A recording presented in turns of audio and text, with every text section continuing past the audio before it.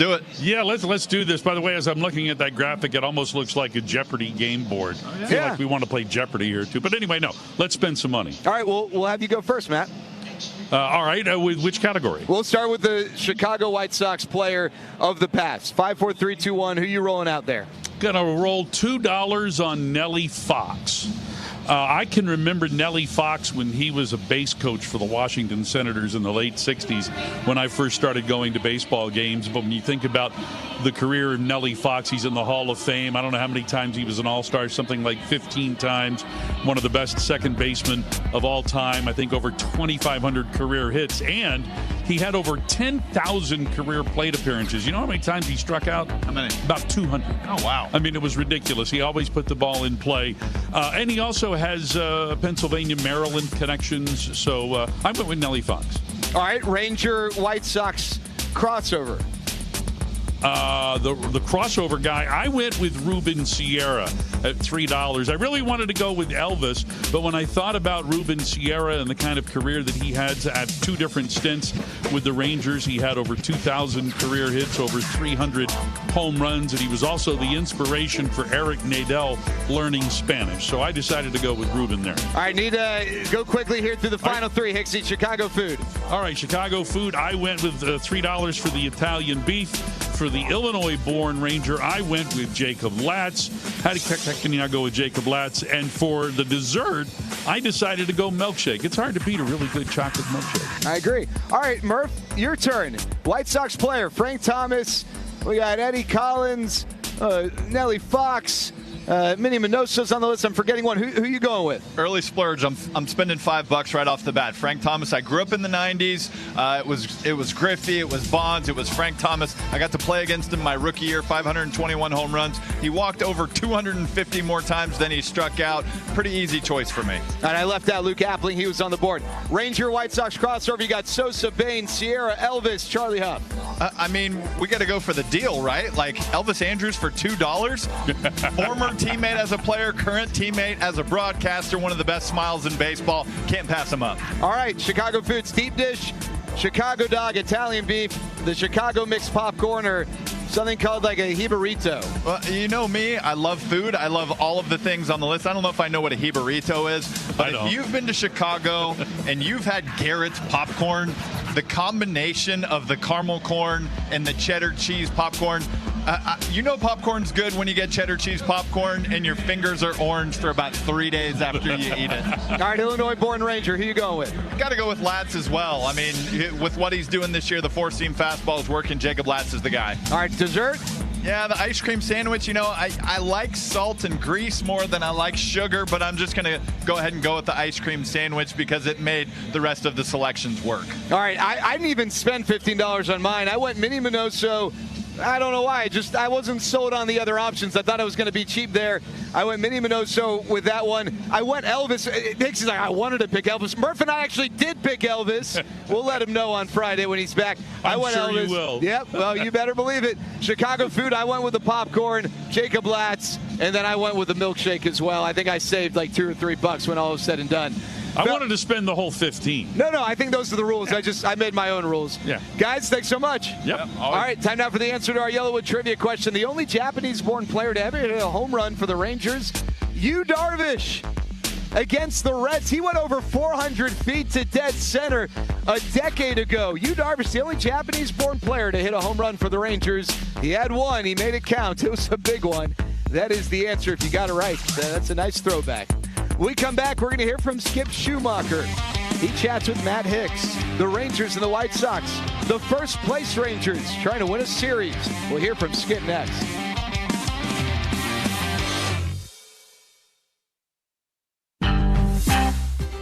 We know summer can get away from you. One day it's the MLB app. Yeah, it's got game.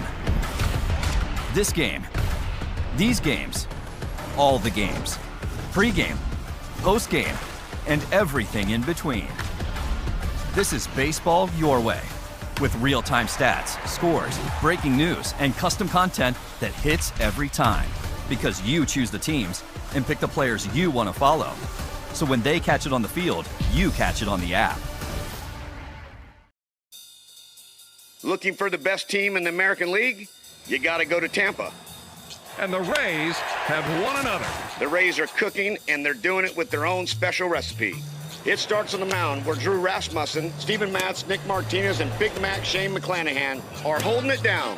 And a big swing and miss. He's got him with the hard stuff. This rotation is just suffocating opposing hitters, pitching to a sub-3 ERA backed by a lights-out bullpen. At the disc, Junior Caminero is proving he's an elite middle-of-the-order masher. And that one's gonna go. Home run, Caminero. And don't sleep on Jonathan Aranda and Yandy Diaz bats either. Those three have combined to drive in more than 90 runs already this season. Playing in the same division as the Yankees, Tampa will need to maintain their momentum. Maybe even kick it up a notch. But this season's Rays seem to be up to any challenge. Let's open this up. Take a look at what we find. Looks like we've got Lauren Shahadi. Animation is great. We got Robert Flores, one of the stars of MLB Central with Lauren Shahadi. Then we got Mark DeRosa. Look at that. He looks like Superman, does he not? Right? He was when he was with the Cubs. Harold Reynolds looking ripped in a tracksuit in Studio 42. There I am. The hair's on point. I know this guy. Look at that jawline.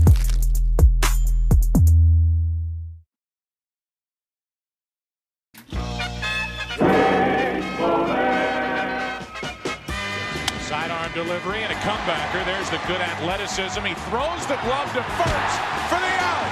The ball was stuck in his glove. What an intelligent play by El Duque. That reminds me of Terry Mulholland 12 years ago against the New York Mets. And it's a good reminder for all you youngsters out there, if you're going to catch a glove with a ball wedged into it, use two hands like Tino Martinez did. Taken out of the game as a pitcher, but the Ohtani rule allows him to stay in as the DH. Ohtani, did he? Ohtani! Ohtani has done it again! His third home run! An all-time game for an all-time player. 3 homers. He makes it 5-0. 114 off the bat, and this one only 427. The opposite way. Yeah, he's alive. He's back. Yellow with brand pressure treated pine. If it doesn't have this yellow tag, you don't want it. Hey, Rangers broadcaster and our teammate on RSN, Eric Nadel, and pitcher Jalen Beek spent the afternoon reading to children at the Arlington Public Library. It's part of the Rangers' ongoing support of the summer reading programs across the Metroplex. Great efforts by Eric and Jalen to connect with the youngsters. Earlier, Higsy caught up with Skip. Let's talk about Brandon Nimmo, because it's not often that a guy goes 4 for 4. It's even more rare that a left-handed hitter goes 4 for 4 against all lefty pitching. You mentioned that he came into the ballpark yesterday with a little different edge about him. Do you care to elaborate on that a little bit? I don't. But I will say that Brandon Nimmo's been just it's such a big acquisition from the offseason. Like I said before, early on in the year, the impact he's making on the younger players like Ozuna and Carter goes a long way. It's the stuff that you don't see in the box score. But, you know, the game planning that he and Ozuna talked about, you know, obviously really helped Ozuna as well. I think to combine, they got 7 hits against lefties yesterday. So, again, that stuff goes a long way. Just in my experience, John Mabry was huge for me as a young player. I'm assuming when it's all said and done and some of these young guys look back on their careers, they're going to mention Brandon Nimmo and what impact that he made on their career. So we're lucky to have him. Obviously, his production, it was fantastic yesterday, setting the tone with the 2-run home run the other way. But the impact he made for the young guys really was what I took from yesterday's meeting and throughout the day. Okay, and then Josh Young came out of the game yesterday with calf tightness. He's not in the lineup today. Any update on him? He feels better. It's not a full pull or anything, or we would have put him on the IL, but there's always testing that has to be done here in the next hour or so to see what he feels like hitting and throwing and running. So that's the true test. So far, it feels okay, but we'll find out more as soon as they're running it during batting practice is over with. All right, and finally, a celebration today as Elias Diaz celebrates 10 years of service time. When you think about how this season has progressed with Higgy just going on the IL, with Danny Jansen still on the IL, the acquisition of Diaz, and further, just the productivity that he has given you both offensively and defensively. His value to this club can't be measured.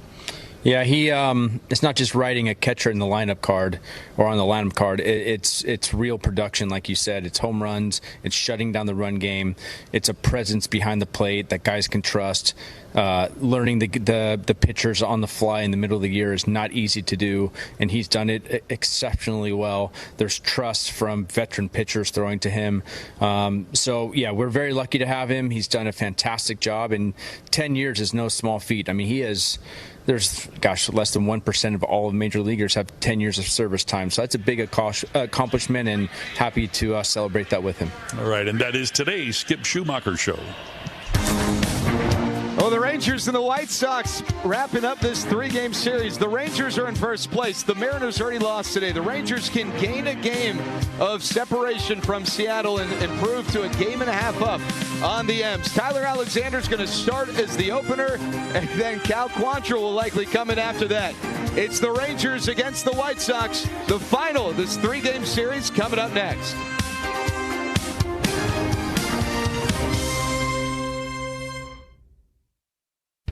From the heart of Texas, we bring you Shiner Texas Spirits, crafted with... All your favorite games from MLB Play are back, bigger, bolder, and better than ever. Test your skills with daily puzzles like MLB Pickle, the Ultimate Mystery Player Challenge, and Immaculate Grip, where stats and strategy collide. Then in Spinball, build your roster, take on your friends, and compete for the weekly prize. Or be the first to beat the streak and hit your way to the $5.6 million jackpot. Plus, the all-new Daily Walk-Off. Lock in your players by category for the walk-off win. The game's official home for games is MLB Play. Only on the MLB app and MLB.com. Line drive down the right field line. It's going to drop and score 2. Keith is home. Green right behind him. Torque over to third. Throw to second. Not in time.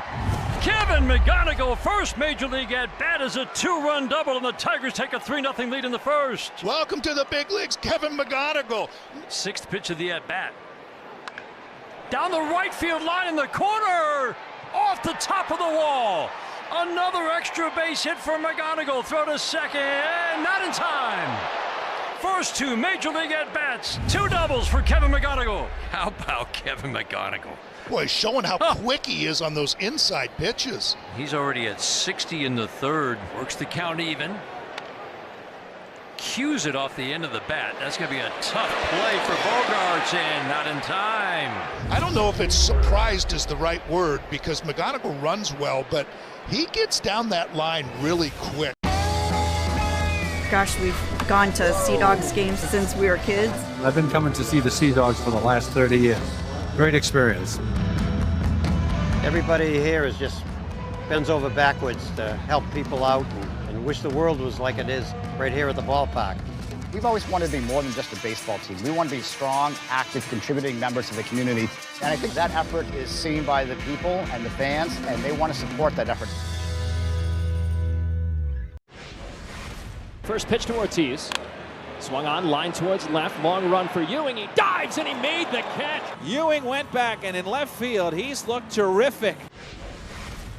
He shouldn't be sneaking up on anybody, right? I mean, he's an all-star, 10 wins, his ERA below 3, and no matter where the game is played, no matter what lineup he's facing, he does his thing. Abrams hits one high and deep out to right center. After it is Troy Johnson. Way back it goes and out of here. And he's got 4 in his last 3 games. Leo Jimenez grabbed it right next to the third base bag. He tapped it with his right foot, fired to second for out number 2, and on to first in plenty of time to get Altuve for 3. 474 feet for Fernando Tatis Jr. Your home of Texas Rangers baseball. KRLD-FM and HD1 Dallas-Fort Worth. We are 105.3 The Fan. And here's the 1-2. Swing and a miss. He struck him out on a cutter. Swinging a hard hit ball over third, down the line. Base knock. That rolls all the way into the corner. Third to the plate. He dives. He's safe. He goes home for one. The throw to first. They got it. Double play. That's got a chance. That ball is history. You're listening to Texas Rangers Baseball on the Trajan Wealth Texas Rangers Radio Network. Presented by your North Texas Chevy dealers. Chevy drives Texas. Globe Life. For over 125 years, Globe Life has helped protect families when they need it most. Globe Life. Make tomorrow better. CertaPro. Choose happy. Choose CertaPro Painters. Visit CertaPro.com. Bailey and Gallion. And by Choctaw Casinos and Resorts, where the players play. First pitch is coming up next. You can hear every game all season long right here on the Trajan Wealth Texas Rangers Radio Network. Alongside Jared Sandler. Let's go live to Globe Life Field with Matt Hicks. And a pleasant good evening, one and all. Welcome to Texas Rangers Baseball. Here tonight, the Rangers and Chicago White Sox close out their 3-game series, the rubber game of the set. Hi, everyone. I'm Matt Hicks along with Jared Sandler. Ken Mendez, our engineer here in Arlington. Kevin Walker and Adam C. are at Master Control. Well, we've had 2 blowout games in the series. We opened up Monday. The White Sox rallied from a 2-0 deficit to defeat the Rangers 10-3. And then yesterday it was all Texas. The Rangers got 2 in the first, never looked back, won 10-0. And everything is fluid today for sure, because for a lot of clubs it's a getaway day game. So we have plenty of finals already around baseball. The Rangers come in with a record of 51-50. And so at the start of the day, the Rangers had a half-game lead over second place Seattle in the American League West. However, the Mariners have already lost today, 5-3 at home to Cincinnati. Sal Stewart with a 3-run home run in the 7th inning when the Reds were down by a run, providing the margin of victory for Cincinnati. So Seattle now 51-52. So before a pitch is thrown here, the Rangers have a full 1-game lead over the Mariners for first in the American League West. The White Sox come in at 53-47. They have a tie with Cleveland for first in the American League Central. The Guardians have one more win than the White Sox, but they also have one more loss. So one of those teams is the division leader. The other would be the number 2 wild card club. And we'll keep close tabs on what the Guardians are doing today as well. Now here, our starting pitching matchup looks like this. For the White Sox, they'll have the 31-year-old lefty from East Setauket, New York on the hill, Anthony Kay. Kay is 6-4 with a 4.24 ERA. He makes his 19th start of the year, formerly in the big league. We play in Toronto. Guerrero sends over some good stuff for the guys, so when we play in Toronto, I definitely dive into that. You gotta be careful with Vladdy, bro, because a Dominican breakfast will put you to sleep, bro. ¿Cómo está sonando la comida dominicana ya? La comida dominicana ya no sé cómo está sonando, porque obviamente mi esposa me cocina. O sea, hay restaurantes, pero no voy a comer comida latina.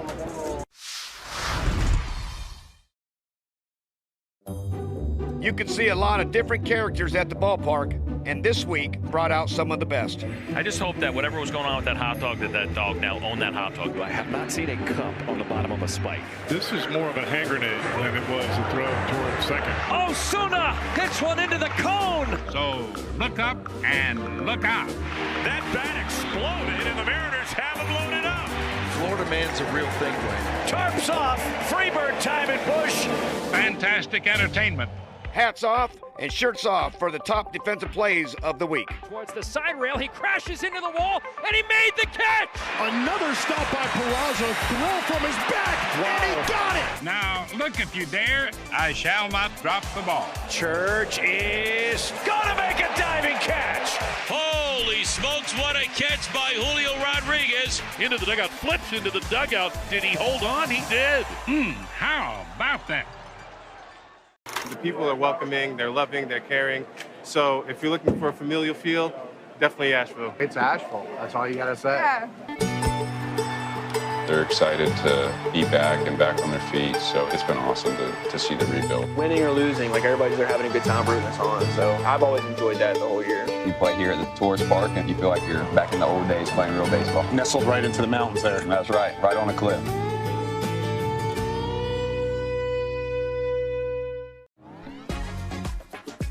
Somebody probably wants to hear about an Oral Hershiser card, and this is an odd one. Because how many times do you see somebody placing sod at an AstroTurf field in Pittsburgh? I asked the groundskeeper at Dodger Stadium to cut me out some turf, and we traveled with our grass, so that momentum, that vibe from Dodger Stadium, and we started to win on the road. So the nickname, the Sod Squad. Folks out there, what's a great call? Well, if our defense is in cover 2 and the offense is heavy right, the quarterback will be looking to hit the X receiver coming from the opposite side, flooding that zone. But what if your AC breaks? Oh, that's easy. Go to callbakernow.com. Now that's a great call, Mike. If you need your AC repaired or replaced, go to callbakernow.com and schedule now. Baker Brothers. Great service. Did you know responding to one spam call can lead to more? Or that the IRS would never ask for your social security number on the phone?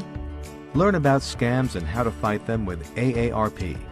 Sign up for their Fraud Watch Network alerts and free online workshops to help you recognize and avoid the latest scams. Remember, knowledge gives you power over scams. Visit aarp.org/fraudwatchnetwork. Introducing the ballpark radio that goes where you go. It's the Choctaw Stadium Radio. And on Friday, July 24th, this stadium-shaped radio technology can be yours thanks to Choctaw Casinos and Resorts. Just be one of the first 10,000 fans at the ballpark for the Rangers-Mariners game, and you'll score this radio that features AM, FM, and instant on-sound delivery that'll leave you saying, gee, this stadium sounds great. Tickets at Rangers.com. All for Texas. Well, your starting lineups are brought to you by Frost Bank. Exactly what you unexpected. Leading it off for the White Sox, their left fielder, Sam Antonacci. He's followed by the first baseman, Munetaka Murakami. Miguel Vargas, the third baseman, bats third. Back in the lineup today after fouling a pitch off of his shin in the opening game on Monday is Colson Montgomery. The shortstop bats cleanup. Braden Montgomery, the right fielder, hits fifth. The number 6 batter is the second baseman, Chase Mydroth. Hitting seventh, the designated hitter, Andrew Benintendi. The number 8 batter doing the catching today, Edgar Caro. And batting ninth in center field is Tristan Peters with the lefty K on the mound. Again, for the White Sox, it's Antonacci, Murakami, Vargas. Then the Montgomerys, Colson and Braden Mydroth, Benintendi, Caro, and Peters. We'll get the Ranger starting lineup for you in the bottom of the first because Tyler Alexander ready to toss him in here to Sam Antonacci. So lefty on lefty to get started here tonight. Tyler Alexander getting his 4th opening assignment of the season, and his first pitch rides in high for ball 1. That first pitch brought to you by Perimeter Global Logistics. PGL is the official supply chain partner of your Texas Rangers. Visit shippgl.com to get your business in the game. Alexander misses inside here, falls behind to Antonacci at 2 balls and no strikes. Antonacci has been a real grinder at the plate in this series. Yesterday 0 for 3, but he drew a walk. Monday 2 for 3 with a walk, a sac fly, 2 runs, and a run batted in. As Alexander misses here, and the count 3-0. Alexander, an extreme strike thrower, so for him to be behind to anyone at any time here tonight at 3-0 is unusual. He's ready with a 3-0 pitch. And that one right down the middle for a strike with Antonacci taking all the way. And so the count goes to 3 balls and 1 strike. Alexander getting this opening assignment for the first time since June 29th in Cleveland. 3-1 pitch. And that's at the bottom of the zone for a strike. So he fights back in here and has a full count. Rangers won that game 6-3. In fact, all 3 previous times in which Alexander has been the opener, the Rangers have won all of those games. When Alexander opened in that start against Cleveland, you might remember that the bulk pitcher was Chris Paddock, who was with the Rangers for all of less than 24 hours. Here's a ball that's fouled off on the third base side. And so the count will hold here at 3 balls and 2 strikes. The winning pitcher in that game for Texas was Robbie Ahlstrom, who was the 3rd pitcher of 5 on the evening for Texas. Rangers beat the Guardians in that one 6-3. Full count here to Antonacci. The set and the pitch. And that one gets bounced to the right side. Charged by Justin Foscue. Short toss over to Berger and in time to record the out. So as he has done all series long, Antonacci with yet another lengthy plate appearance, but it's the first out of the ball game. And that brings up Munetaka Murakami. Alexander in 44 appearances this year, 1 win, 1 loss, 4 saves, and a .279 earned run average. He's worked a total of 42 innings, has given up 44 hits. He's walked 11 and struck out 38. As this pitch is outside for ball 1. And when you take a look at those numbers, it's almost a strikeout per inning, though you really don't think of Alexander as a strikeout pitcher. Strikeouts have sort of come in waves this year. Here comes the 1-0. Check swing. Did he go? An appeal. No swing, says third base umpire Will Little. So 1-1 the count here to the left-handed hitting Murakami. Murakami batting .233, but 20 home runs, 42 runs batted in. The 1-1. Swing and a foul right at the plate. Make it 1-2. If you want to classify Alexander as any type of pitcher, he is a ground ball pitcher. Of the balls put in play against him this year, 54% have been hit on the ground, significantly higher than the big league average. The high set, the kick and the pitch. And that one called a strike, and I suppose the count was 2-1 and not 1-2. So the count is 2-2 now. That pitch right on the outside corner, right at the bottom of the zone to Murakami. Alexander taking some time to kick a little mud off of his spikes. And now he'll get back on top. Left foot planted in the middle of the rubber. He quickly sets. Pitch clock under 5. Here comes the 2-2. And a swing and a miss. They struck him out anyway. Got him with a fastball at 93. So Murakami out on strikes. 2 up and 2 down. And that brings up Miguel Vargas. We get underway at 7:08 Central Time. It's 92 degrees on the outside. It had been a lot hotter earlier this afternoon. 74 here on the inside. We play once again with the roof closed. Our roof report brought to you by Baker Brothers. So here's Vargas, the first right-handed batter in the lineup for the White Sox. Hitting .247 for the year, and he takes a pitch on the outside corner for strike 1, as he often does. Alexander on the perimeter of the strike zone, painting early here. That's brought to you by CertaPro Painters. Choose happy, choose CertaPro Painters. Visit CertaPro.com. Next pitch over the outside corner, but just a little bit low. He missed with a sweeper. So a ball and a strike here to Vargas. Vargas, 21 home runs, 61 runs batted in. Both are career best for Vargas, who of course homered in the All-Star game. This pitch comes in low, and that'll make it 2 balls and 1 strike. Vargas, by the way, the first Chicago White Sox third baseman to be an All-Star in 18 years. The last White Sox third baseman to be an All-Star, Joe Creedy. 2-1 pitch. That pops over for a strike. Sinker that time from Alexander. So that levels the count here at 2 balls and 2 strikes. Alexander working with Elias Diaz behind the plate. Ready now with the 2-2. And that ball is hit out into left center field. Long run for Osuna. He dives and he makes the catch. It was a tough landing. Not smooth at all. He hit and then kind of bounced and rolled, but held on. A terrific play by Alejandro Osuna in left to get the final out in a 1-2-3 top of the first. Brought to you by Pays Online Checkout. We go to the bottom of the first. White Sox nothing. Rangers coming up on the Trajan Wealth Rangers Radio Network. This season, when the Rangers turn a double play at home or away, McDonald's owner-operators of North Texas, in conjunction with the Texas Rangers Baseball Foundation, will donate $1,000 to local Ronald McDonald. I'm Jonathan Mayo, and for more than 20 years, I've traced the path of baseball's rising stars, navigating the back roads of the national pastime and basking in the glow of small-town America's spirit, where the team is woven into the fabric of everyday life, where it's more than just a game. It's a celebration of the people, the traditions, and the culture that give these places their soul. This is Grassroots.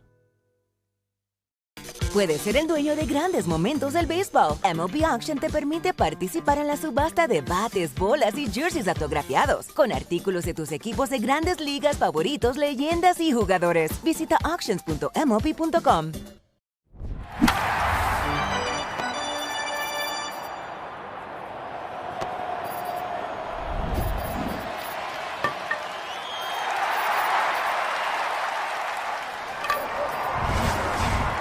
To demo equipment today. Kubota. Together we do more.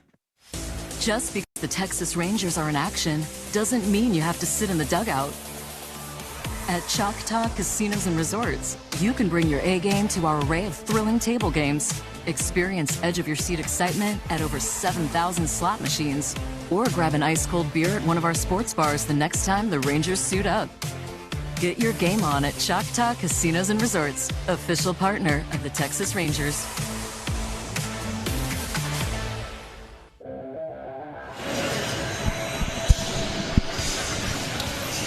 All right, bottom half of the first inning, and let's get the Rangers lineup for you. Leading it off is Wyatt Langford, serving as the designated hitter. He was at the top of the order as the DH yesterday. Justin Foscue at second, bats second, and then Jake Berger, the first baseman, hits third. Brandon Nimmo, the right fielder, in the cleanup spot. Ezekiel Duran playing at third base here tonight, batting fifth. Cam Cauley in center is hitting sixth. Anthony Kay ready to pitch, and his first offering to Wyatt Langford comes in low for ball one. At the bottom third of the order for Texas, Elias Diaz, the catcher, is hitting seventh. Alejandro Osuna with that spectacular diving catch out in left, bats eighth.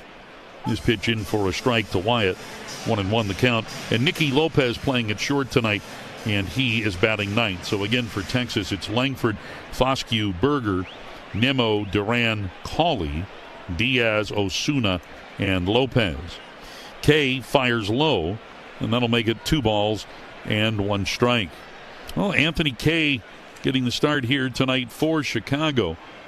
Kay, a 31-year-old lefty. He's had a really solid season, 6-4 with a 4.24 ERA. The 2-1 is hit high into the air, deep out into right field. Montgomery going back, still going back, and he'll make the catch as he backpedals a little bit more than midway onto the track in front of the high wall in right center. Langford hitting a line drive, but Montgomery able to go back and get it for the first out. And that will bring up Justin Foscue. Foscue batting .274. Kay never really able to get any kind of traction with his previous big league clubs, the Blue Jays, the Cubs, or the Mets. Here's a sharp ground ball left side of the infield. Vargas slides to it, has it, pops up, spins, and throws him out. Nice job by Vargas there.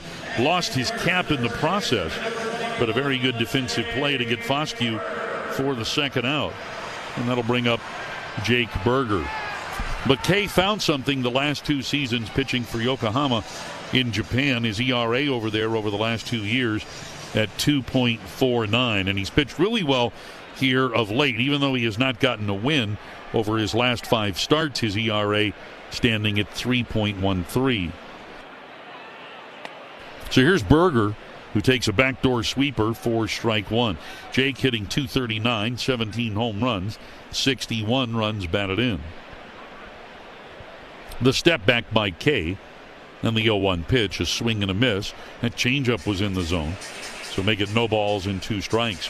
Hey, be sure to shop the Sherwin-Williams summer sale and get 30% off select paints and stains now through July 27th. Retail sales only. Some exclusions apply. See store for details. Here's a slider, swing and a miss. That pitch a little bit below the zone, and Jake Berger strikes out on 3 pitches. Rangers go in order. We head to the second from Arlington. White Sox and Rangers 0-0 on the Trajan Wealth Rangers Radio Network. Chevy is called the heartbeat of America for a reason, and Silverado keeps its rhythm. You feel it in the Turbo Max. And even though you're dejected down 3.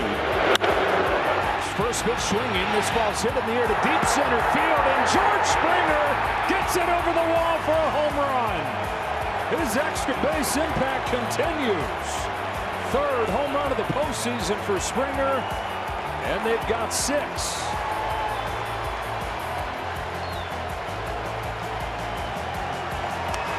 Fastball outer third up. He's ready for it. Leading off against the lefty Brandon Williamson is O'Neal Cruz here. Oh my. Fly ball right center field, and O'Neal Cruz with his first Cruz missile of the year off the lefty. Brandon Williamson. Cruz crushes it. Pirates get the run back. They lead 6-1. That's a beautiful thing. You ride it out for times just like that. It's just a special talent. It comes together like that, and you're very thankful because he can change the scoreboard.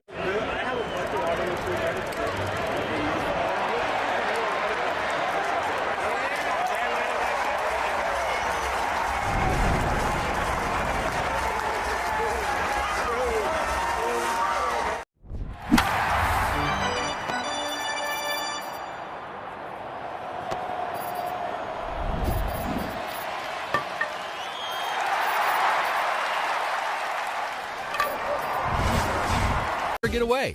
Lasso it. Tickets at Rangers.com. All for Texas.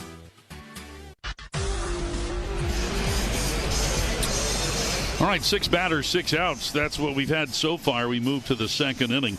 Middle third coming up here for the White Sox. And Tyler Alexander back out here for Texas. So when Cal Quantrill comes in, still a bit of a question mark, but he takes on the left-handed hitting Colson Montgomery here. And we give the mic over to Jared Sandler. Thanks, Matt. Broadcast brought to you by Balcones. Discover Balcones Distilling, the original Texas whiskey. Lefty Alexander, 17 pitches in the first. Montgomery, Mydroth due up in the second. First pitch to the lefty, Colson Montgomery, a soft bloop in a shallow center. Lopez going back on the turf. He's got it. 1 pitch and 1 out in the top of the second.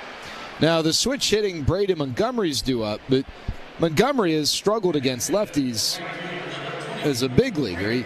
He's hitting just barely over 200 against lefties, barely over 500 on the OPS side of things. Against righties, his batting average is about 40 points higher, OPS about 270 points higher. So even though he's a switch hitter, this is the more favorable matchup for the Rangers, having a lefty on the mound. First pitch, outside, ball 1. Small sample. Brandon Montgomery made his Major League debut a little over a month ago, but still enough of a sample that kind of tracks with some of the minor league trends. 1-0. That's high. Count 2 balls and no strikes. The other thing we didn't mention is Tyler Alexander has reverse splits. He's actually done better against righties than lefties. Yeah.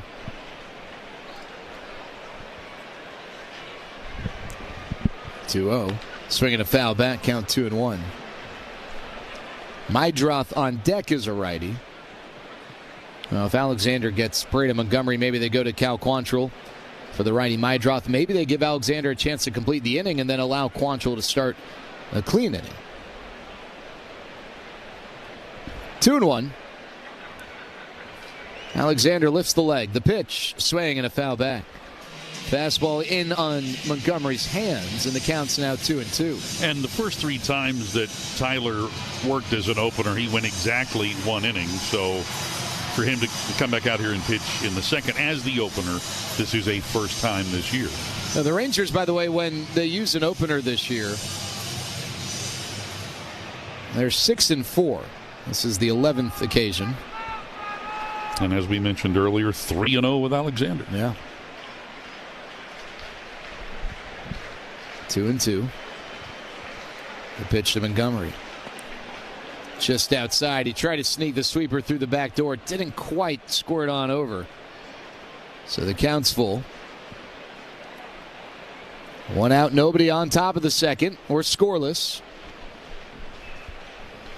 Montgomery calls time, steps out of the box with his left foot. Right foot still in there. Adjusts his helmet as he swings his bat at his ankles. Now brings it up over his right shoulder. Alexander set. The 3-2. Swinging a foul. Montgomery spoils off the changeup to the right side. The count remains 3 balls and 2 strikes. Well, a quick trip scoreboard earlier. The Reds came back, beat the Mariners. Sal Stewart with a big 3-run homer. So the Rangers will either end tonight a half game up in first or a game and a half up. 3-2. Outside ball 4. Alexander loses Montgomery. A 1-out base runner for the White Sox. But no matter what, the Rangers will head into their off day in first place.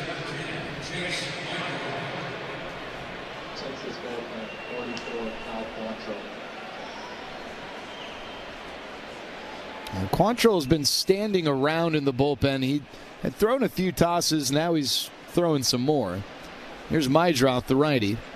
Alexander kicks first pitch, and there for a strike. Mydroth, a big-time surfer from the Manhattan Beach era out of Mira Costa High School. It's a volleyball powerhouse in Southern California. 0-1.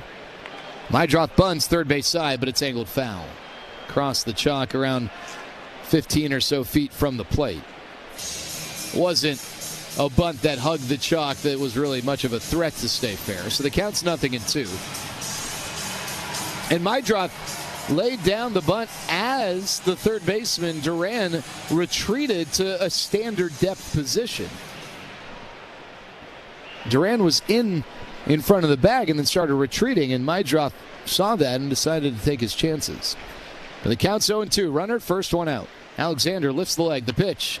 Mydroth in the air down the right field line. That sends one foul, slicing out of play. Now, Mira Costa High School,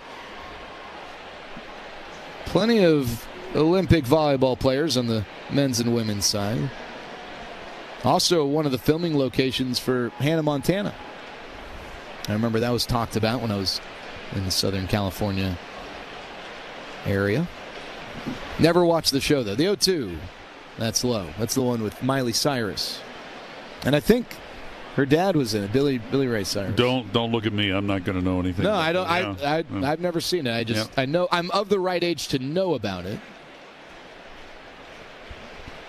The 1-2. Alexander's pitch. That one's low. It might have confused Diaz. It gets by him, goes to the backstop. Montgomery heads to second. He rounds second, is digging for third. He's going to get there standing up. It took a while for Diaz to find it, and by the time he found it, the ball pinballed from the backstop behind home plate up the right side towards the camera well near the Rangers' dugout. I don't know if he was crossed up or what. That pitch didn't hit the dirt before it got to Diaz's mitt. He just simply didn't receive it cleanly. You know, it's crazy. You go 360 degrees, and where the ball was, his view of it was blocked by the plate umpire, Ryan Wills. 2-2, infield in. Mydroth loops a single into left field, a base hit. So Montgomery scores. White Sox lead 1-0 in the top of the second. Down 0-2, Mydroth works the count to 2-2 and is able to drive in the game's first run. And that would have been a single whether the infield was in or infield was back. But 1 out base knock, and it's 1-0 White Sox. And it wasn't necessarily a bad pitch. It was a changeup that was down. It was over the plate, but it was below the zone. Mydroth simply adjusted, went down, got it, and served it out into left. So here's Benintendi. First pitch. And the lefty swings and misses. Cutter. Top part of the zone, and the count's 0-1. And they called it a wild pitch. I wonder if that will get reversed. 0-1. Swinging a ball sliced foul out of play to the left. Well, the Rangers scored first in the first 2 games of this series. White Sox score first tonight. 1 out. Will Venables' club tied for first with the Guardians. 0-2. Swinging a ground ball towards the middle. Could be 2. Foskey's got it. Shovels to Lopez at second for 1. On to first, double play. So that ends the inning. Double plays. Bring an extra $1,000 to the Ronald McDonald Houses of Dallas and Fort Worth from McDonald's owners and operators of North Texas in conjunction with the Rangers Baseball Foundation. But the White Sox get a run. We go to the bottom of the second, 1-0 Chicago on the Trajan Wealth Rangers Radio Network. As the original American single malt from Texas, Falcone's Distilling has been leading the recently ratified American single malt movement from the beginning. Now let's check out some plays from the field that only a mother could love. Thank you to all the mothers out there. We love you. Too sweet. Nicely done with the sign. Vientos is not going to want this on his highlight reel, I'll tell you that. Some just don't know how to catch him. Hubba Bubba on Bubba. You can even smell on his bat. Hitters are funny. Now he's talking to it. Then Peters has some problem. Heads up. Man alive. Look, Mom, check out these top defensive plays. Adele leaping, and he makes the catch. He's unreal. One of his patented run-saving miracles. Welcome to the show, kid. Put a star on that for Jarvis. Picked it right off the top of the grass. It was a snow cone. That was sensational. Spectacular play by the Padres first baseman. He jumps and he makes the catch. P-Crow awesome. Ryan Waldschmidt with a diving catch. What a catch by Eli White. How about that? Puedes ser el dueño de grandes momentos del béisbol. MLB Auction te permite participar en la subasta de bates, bolas y jerseys autografiados, con artículos de tus equipos de grandes ligas favoritos, leyendas y jugadores. Visita auctions.mlb.com.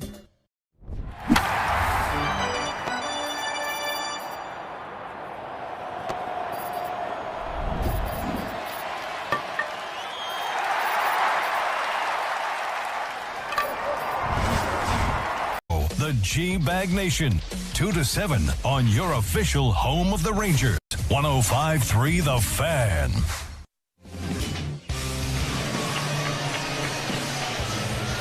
Brandon Nimmo leading off the bottom of the second. Rangers trailing 1-0. Anthony Kay needed just 8 pitches to get through the Rangers in order in the first. And the first pitch he throws to Nimmo is a sinker dribbled foul right side. Nimmo, 4 hits yesterday. All 4 hits against left-handed pitching. First time he's done that in his career. 0-1. He tanks. That's outside. Last Rangers lefty to have 4 hits in a game off of left-handed pitching, Josh Hamilton in 2009.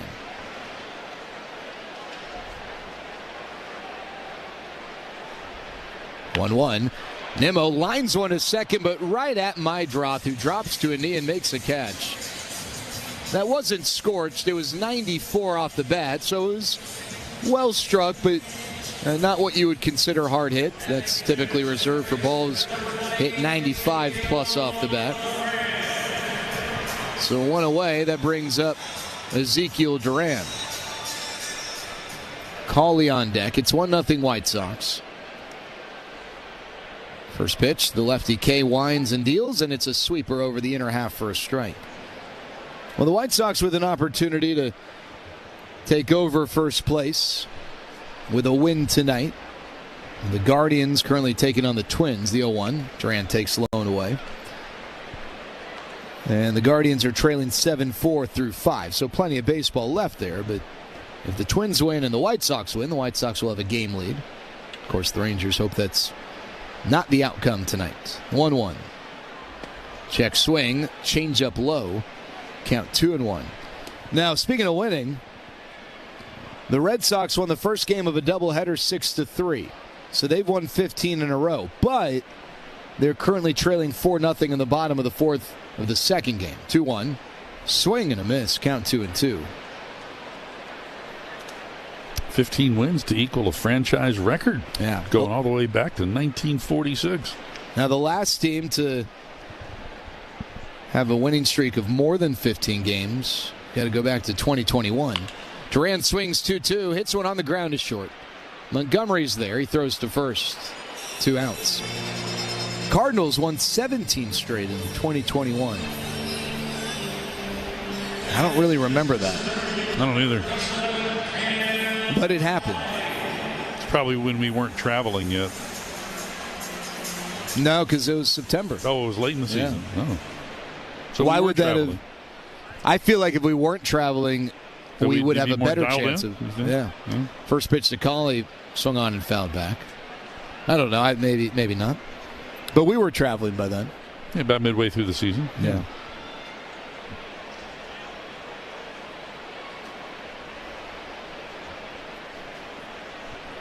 The 0-1. That's high. Count 1-1 to Cauley. The Rangers trailing 1-0. Chase Mydroth, an RBI single in the top of the second. Kay steps off the rubber. Now plants his left foot on the first base side. The 1-1. And that's low.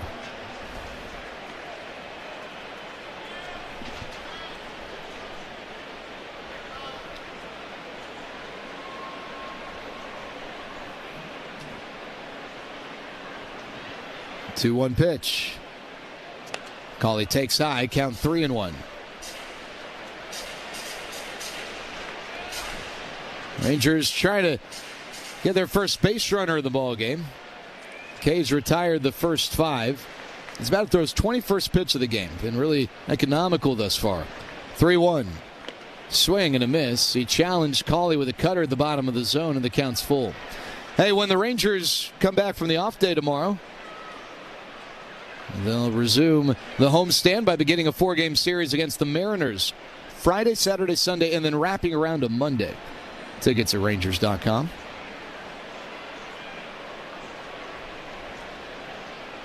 Okay, sidesteps into the windup. The lefty's 3-2 pitch. Swinging Cauley, drives one in the air down the right field line, slice into the corner. Montgomery back. He looks. That one's out of here. First career Major League home run. Cam Cauley goes the other way, and he ties the game at 1 with that dinger in the bottom of the second.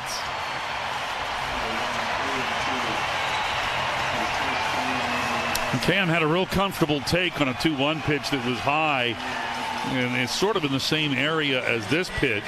Now, with the count being full, they didn't want to risk taking that pitch, which was near the top of the zone, may have been a little bit above it, but he barreled it up, drove it the other way. How about that? What a moment. Cam Cauley's first career Major League home run off of Anthony Kay, and also his first career Major League RBI. First pitch to Elias Diaz is outside, and we go from a guy a couple weeks into his big league career to a guy in Elias Diaz who is celebrating 10 years of service time today. The 1-0 to Diaz. A swing and a ball scorched foul, hooking out a play down the left field line.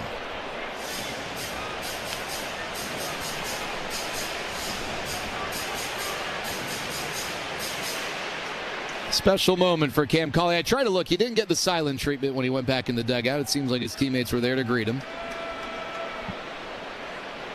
1-1. Swing and a miss. I was watching batting practice earlier in the final round. It's more of a home run round, and Cam hit a ball out to left, and I was thinking, oh, hey, yeah, still looking for that first Major League home run. That's going to be exciting whenever it comes. I didn't have any thought like, oh, it's happening tonight. It wasn't like some premonition. I just was thinking for a second, man, that's going to be a special moment. And here we are. We have it tonight. Fan got the ball. I'm sure he'll be making some sort of an exchange to allow Cam Cauley to have that memory. The 1-2. Swing and a miss. Diaz chases a slider below the zone. That ends the inning. First run for the Rangers brought to you by Kubota, and that home run brought to you by Trajan Wealth. Plan smarter, dream bigger. Tied at 1 through 2 innings. We go to the third on the Trajan Wealth Rangers Radio Network. Introducing the ballpark radio that goes where you go. It's the Choctaw Stadium Radio. And on Friday, July 24th, this stadium-shaped radio technology can be yours thanks to Choctaw Casinos and Resorts. Just be one of the first 10,000 fans at the ballpark for the Rangers-Mariners game, and you'll score this radio that features... Gathers himself and he gets Benj on a nice play by Bryson Stott over there at second. Diving to his left, 1 pitch. And another 1 pitch out. Dead center field into the batter's eye for Francisco Alvarez. A solo home run gives the Mets a 1-0 lead. 1-2. Swing and a miss. He struck him out. Ball in the dirt for Devin Williams. His 14th save this season and the 100th save of his Major League career. Beatty has left the yard. 5th home run of the year comes off Nola here in the 7th. It's 2-0 Mets. His 2nd blast of the night, and back-to-back homers make it 3-0 New York. Strike 3 called. Phillies lose the challenge. Christian Scott has struck out 7 Phillies through 5 scoreless innings, and he and the Mets take a 1-0 lead into the 6th.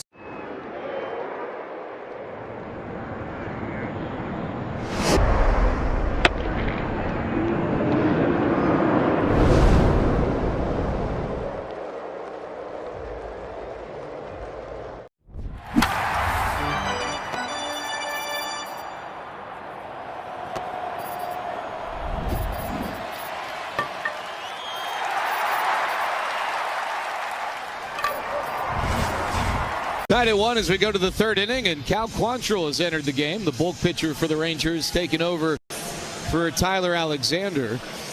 Alexander worked 2 innings. And they're showing on the monitor the fan who caught Cam Cauley's home run ball getting escorted up the aisle by security. Probably heading down near the Rangers clubhouse where he'll make an exchange and give that baseball over for an autographed item or 2.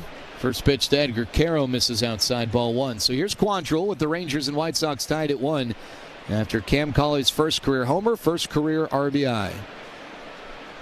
And the 1-0. Over the top delivery, and Quantrill gets a swing and miss on a fastball right down the middle at 94. They were showing that gentleman earlier. He was on his cell phone, I believe, to his agent. I think he was already in the negotiation process. You'd be a tough customer if you caught that. The 1-1 hit in the air left center. Cauley racing after it. Slows from a sprint to a jog and makes the catch just in front of the warning track by the White Sox bullpen in left center. So 1 away in the top of the 3rd. When I was a teenager, I was at an Orioles game at Memorial Stadium. A buddy of mine and I, we were sitting in the right field bleachers, and someone hit a home run that was coming in our direction, and I thought I was going to have an opportunity to catch it. But like a goofball, I started calling for it. I got it. You expect people to just back away? Yeah. And the ball hit about 2 rows above me. First pitch to Tristan Peters is a curveball that starts high, stays high, but Elias Diaz asking for a challenge. Ryan Wills, the home plate umpire. I don't know if he's going to win this one, but he does at the very top of the zone. That one just snuck into the zone for strike 1. So a good challenge by Diaz, the wily catcher, celebrating 10 years of service time. 0-1. Check swing on a splitter low, and he went around. Peters wasn't able to hold up. Will Little, third base umpire, pumps the fist, so the count's 0-2. And my friend, it was kind of like a scene out of the movie Major League. He looks at me afterwards and he goes, "You got it? What are you doing calling for the ball?" 0-2. Swinging the ball fouled away. Who hit it? You remember? I don't even remember.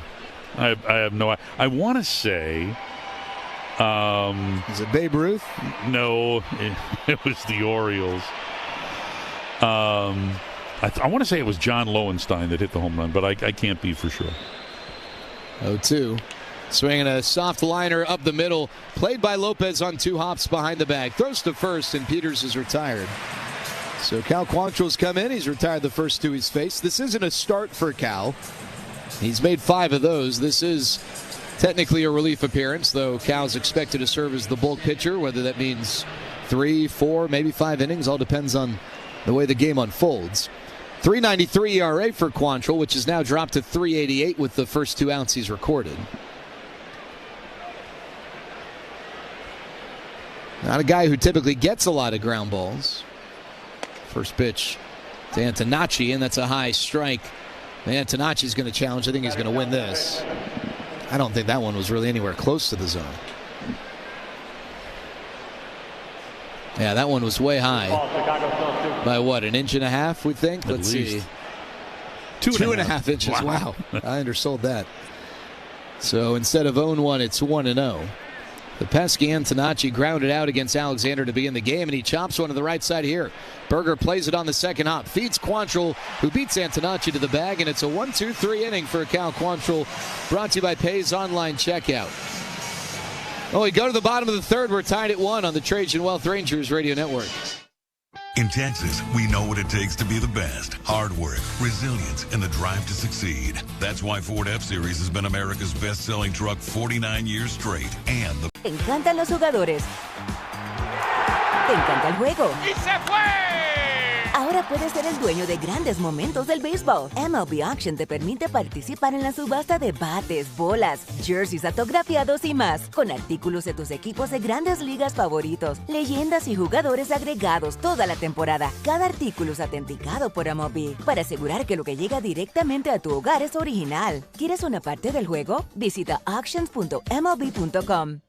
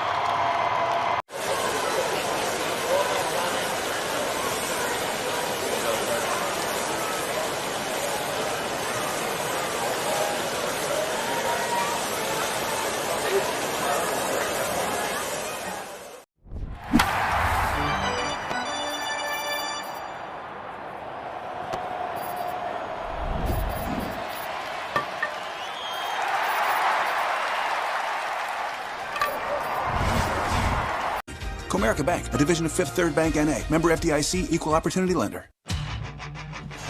Alejandro Osuna leading off the bottom of the third inning. Rangers and White Sox tied at 1. Osuna, 3 hits last night.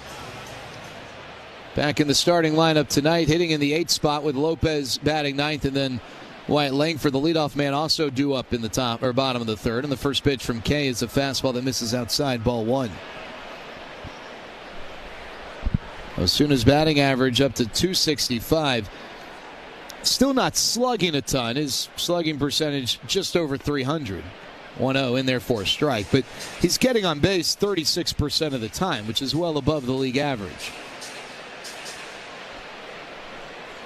Already made a really nice defensive play tonight as well. 1-1 from Kay. Swing and a soft liner to shallow center field. That's dropping fast, and it falls in front of Peters for a base hit. Broken bat single for Osuna, but another hit for Alejandro against left-handed pitching. He's hitting over .333 against lefties this year. He got a hanging sweeper. He's able to do just enough with it. And it's a leadoff base runner for the Rangers in the bottom of the third. That's 4 singles in 4 consecutive at-bats against the lefty. So here's Lopez, another lefty who's had success against lefties. He lays down a bunt. Back to the mound. Kay has it, looks to second, but throws to first.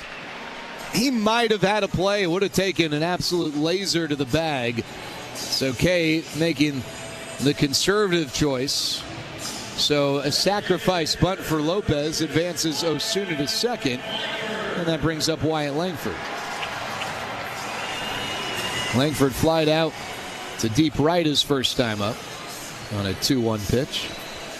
And Osuna appears to be a little banged up. Jacob Newburn and Skip Schumacher going out to second base to check on him.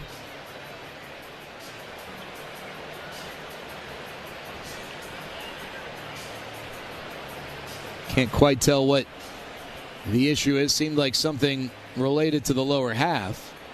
Now Osuna's going to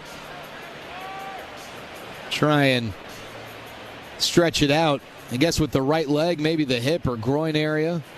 He's doing some high knees and like a hip flexor type stretch. We're getting a chance to look at the replay. I don't know. It looked fine going to second, but then he kind of hunched over after he got to the bag. He's going to stay in the game, though. Skip and Jacob Newburn exit the field. So runner at second. 1 out, 1-1 the score, bottom 3. Just a reminder, our broadcast brought to you by O'Reilly Auto Parts. Think O'Reilly Auto for all your car care needs. Get the parts and service you need fast from the professional parts people at O'Reilly Auto Parts. First pitch from Kay to Langford. A swing and a ground ball to third. Backhanded by Vargas. Near the line, long throw across. Langford's retired. Osuna stays put at second. So 2 outs in the bottom of the third. Speaking of White Langford, the White Langford City Connect Funko Pop will be given away on Friday to those who purchased a specialty night theme ticket. Go to Rangers.com to do that. And Rangers.com, get your specialty night ticket for the White Langford City Connect Funko Pop. Here's Justin Foscue. Hard ground out to the left side his first time up. And it's a soft chopper to the left side this time. Vargas charges, bare hands, bobbles, and Foscue's going to reach. Vargas had a do-or-die approach there. By the time he met the ball, the hop was at about his waist. He never really had a clean grasp at it.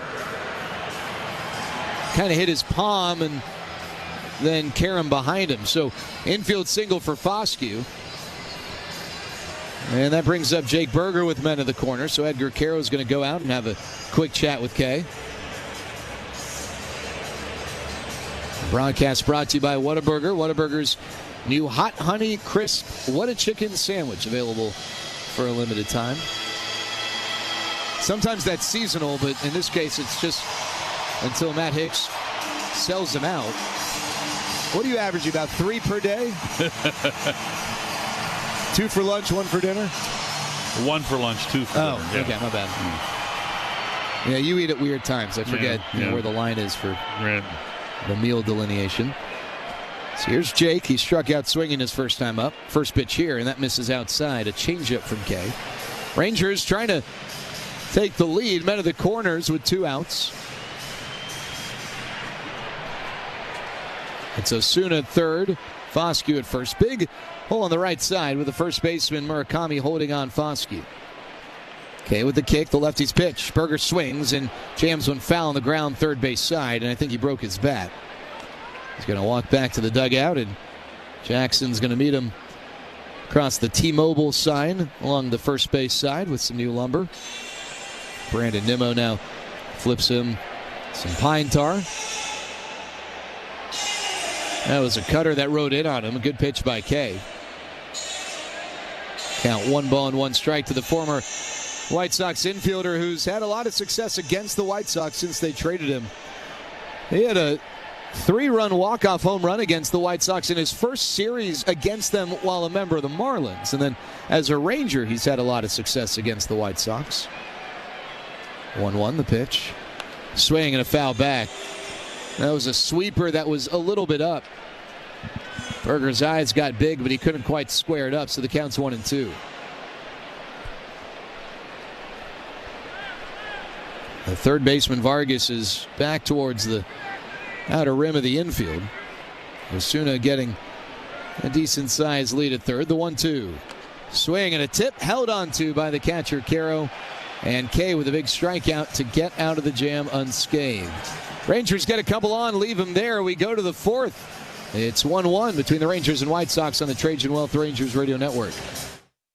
Hi, I'm Lynn Lamoth, CEO and owner of Perimeter Global Logistics, the official supply chain management partner of the Texas Rangers. As a woman-owned company, we're committed to hiring dynamic women who are ready to lead in logistics. Puedes ser el dueño de grandes momentos del béisbol. MLB Auction te permite participar en la subasta de bates, bolas y jerseys autografiados, con artículos de tus equipos de grandes ligas favoritos, leyendas y jugadores. Visita auctions.mlb.com. 2 outs, 2 strikes on Reggie, and you've got to know he's going to get the super sinker. The set, here it comes. The sinker swung on and missed. Reggie is fuming at Dale Ford. Reggie's been ejected. Reggie Jackson has been thrown out of the game. And now Reggie comes back. They got a bucket of ice, and he's spreading it all over the AstroTurf. He can't believe it. All your favorite games from MLB Play are back, bigger, bolder, and better than ever. Test your skills with daily puzzles like MLB Pickle, the Ultimate Mystery Player Challenge, and Immaculate Grip, where stats and strategy collide. Then in Spinball, build your roster, take on your friends, and compete for the weekly prize. Or be the first to beat the streak and hit your way to the $5.6 million jackpot. Plus, the all-new Daily Walk-Off. Lock in your players by category for the walk-off win. The game's official home for games is MLB Play. Only on the MLB app and MLB.com.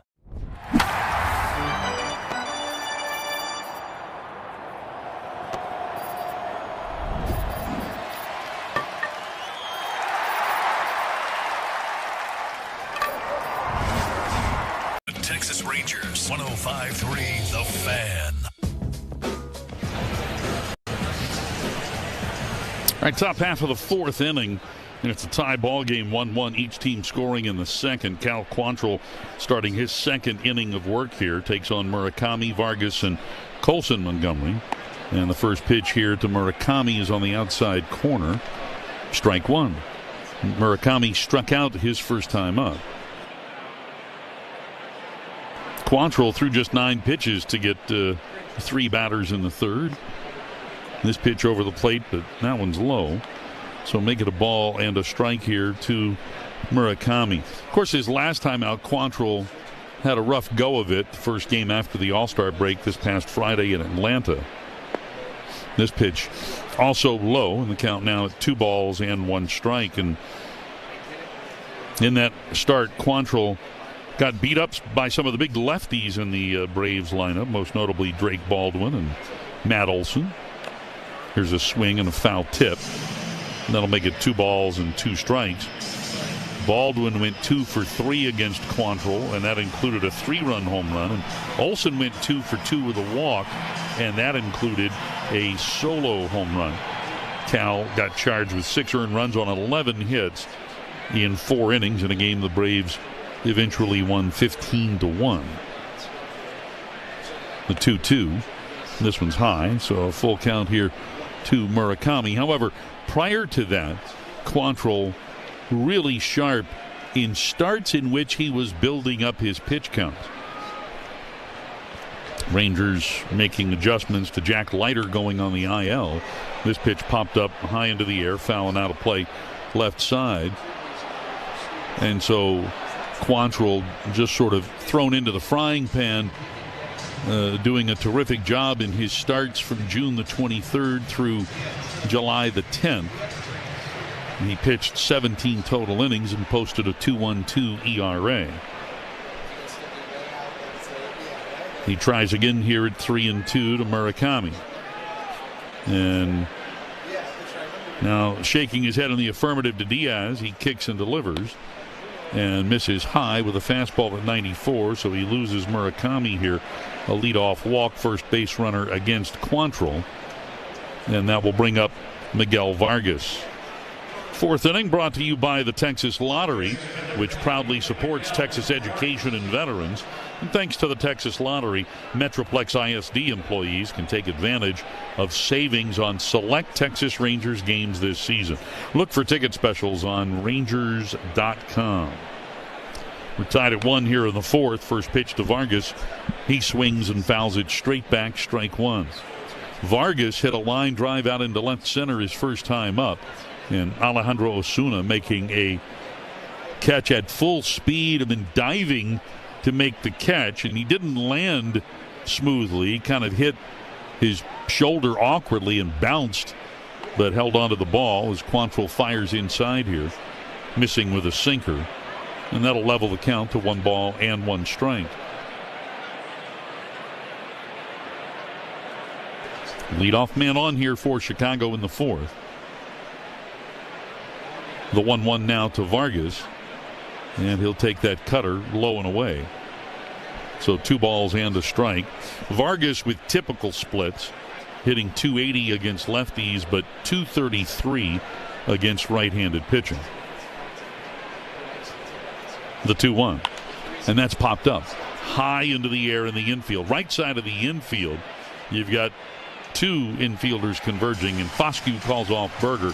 Makes the catch midway between first and second, just a couple of steps onto the infield turf. So one down here in the top of the fourth. And that brings up Colson Montgomery. And as Montgomery heads to the dish, we pause 10 seconds for station identification on the Trajan Wealth Rangers Radio Network. Your home of Texas Rangers baseball. KRLD-FM and HD1 Dallas-Fort Worth. We are 105.3 The Fan. Montgomery, left-handed hitter, checks his swing on a pitch that misses outside, ball one. Montgomery popped up to Nicky Lopez, the shortstop, in shallow center in the second. So 1 on, 1 out, top of the fourth. We're tied at 1. The 1-0. And that's hit foul off the end of the bat as it spins into the seats. Second deck on the third base side. 1 ball, 1 strike. And as far as Quantrill is concerned on splits, Cal has done a very good job against right-handed hitters, holding them to a .208 batting average and an OPS, an on-base plus slugging of only .568. The 1-1, and that's down. So make it 2 balls and a strike. But he has struggled against lefties, and again, those numbers really damaged by those Braves left-handed batters. Lefties hitting Quantrill at a .310 clip with an OPS of .906. 2-1 the count here to the lefty hitting Colson Montgomery, as Cal fires a fastball that's low, and so the count now at 3 balls and 1 strike. Quantrill looking over the defense. Rangers playing Montgomery to pull with Lopez up the middle. Duran at third, midway between second and third. Cauley in center playing him to pull, so too Nimmo in right. Montgomery, big shortstop, slightly open stance. As Quantrill turns, fires it over to first. Murakami dives back to the bag safely. You would not expect Murakami to be stealing,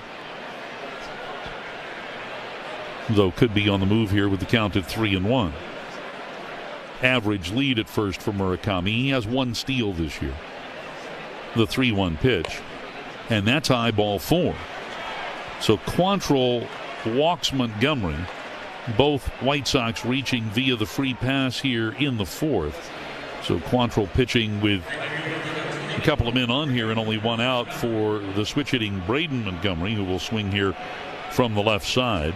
For Montgomery, this has been his better side in terms of batting average. Again, not a great sample, but he's hitting .244 from this side of the plate, .206 from the other side of the plate. The pitch, and that's hit on the ground left side. Duran to his left has it. Little flip over to Foscue for 1, and then Foscue eats the ball. There were a couple of things at play there. Number 1, Duran had to go hard to his left to get to that ball, and he basically passed Murakami on his way to third, but Zeke knew that he could get the out at second. But Foscue had a long way to go to get to second, so Zeke sort of had to lead him to the bag while running towards second. So it was a bit of a touch throw. And then Foscue, after coming off the bag, realized he wasn't going to get Braden Montgomery at first, and so wisely held on to the ball. Montgomery reaches on the fielder's choice. Colson Montgomery, the middle runner, out on the play. And here's Mydroth, who turns away from a pitch that hits the inside corner for strike 1. I want to say that Zeke put a nice touch on that throw so that the arrival of the throw timed up with Foscue getting to the bag. So runners at first and third here. The 0-1, Mydroth takes that cutter just a little bit low. Certainly it had the plate, but just a little bit down, so 1-1. Mydroth drove in the Chicago run as he hit a ball into left over the drawn-in infield to score Braden Montgomery from third. Mydroth now 33 RBIs on the year. Swings and he sends one out into right. It falls for the base hit. Murakami trots home with the go-ahead run. Chicago leading now 2-1. Mydroth just taking a sinker and filleting it out into right field. So he has driven in both Chicago runs. Give him 34 runs batted in now on the season. Braden Montgomery moves up to second. And that brings up Andrew Benintendi. So the walks are certainly hurting Quantrill here in the fourth. The leadoff walk coming in to score. Quantrill on the year, coming in 14 walks in 50 and a third. So certainly a walk rate that is not bad at all. And his first pitch here to Benintendi is very high. He missed with a splitter. That one just got away from him as he sort of slipped during his delivery. And ball one here to Benintendi, who hit into a 4-6-3 double play that ended the second inning. The first and second, 2 men out. The pitch is hit into center field. Cawley coming over, won't get there. It falls for the base hit. Montgomery turns third. He scores standing up. It's an RBI single for Andrew Benintendi, and the White Sox now lead 3-1.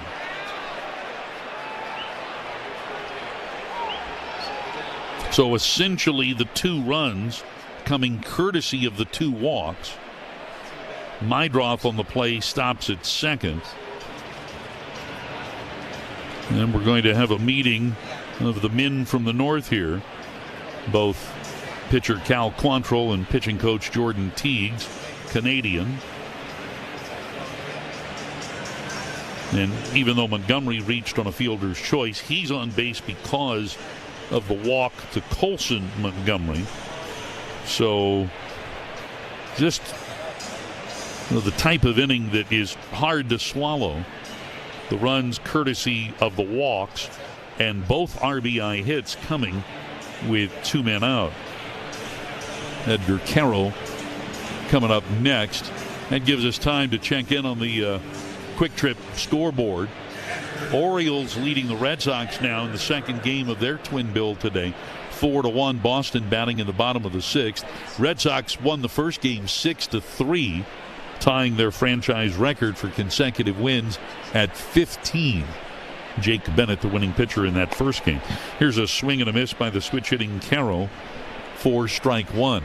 And Boston started the day in the number 3 wild card spot in the American League. They're currently 52-48 after that Game 1 win over the Orioles. Check swing here. Carroll takes the pitch high and outside.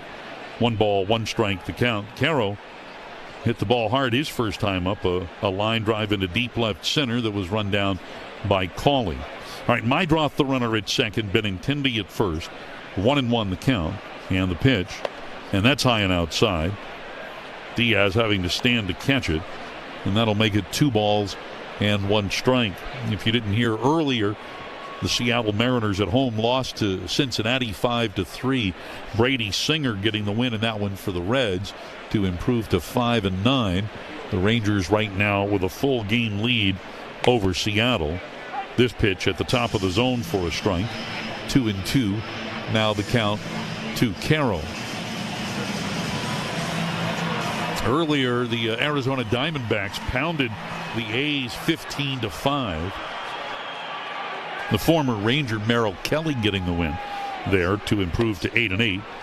This pitch high and outside, so we've got a full count now to Carroll. The Diamondbacks in that game hit 5 home runs among their 17 hits and got a combined 8 RBIs from the bottom 3 in the order, which included catcher James McCann, who was 3 for 4 himself with a homer and 3 runs batted in. The 3-2, the runner's on the move, and this one gets fouled off high into the air, out of play on the third base side. The Pittsburgh Pirates defeated the New York Yankees in Game 1 of their twin bill today, 5-3 in 10 innings. Mason Montgomery getting the win in relief. Home runs for the Pirates, Nick Gonzalez and Jacob Gonzalez, who less than 2 weeks ago was a member of the Chicago White Sox. He got dealt to the Pirates about a week and a half ago.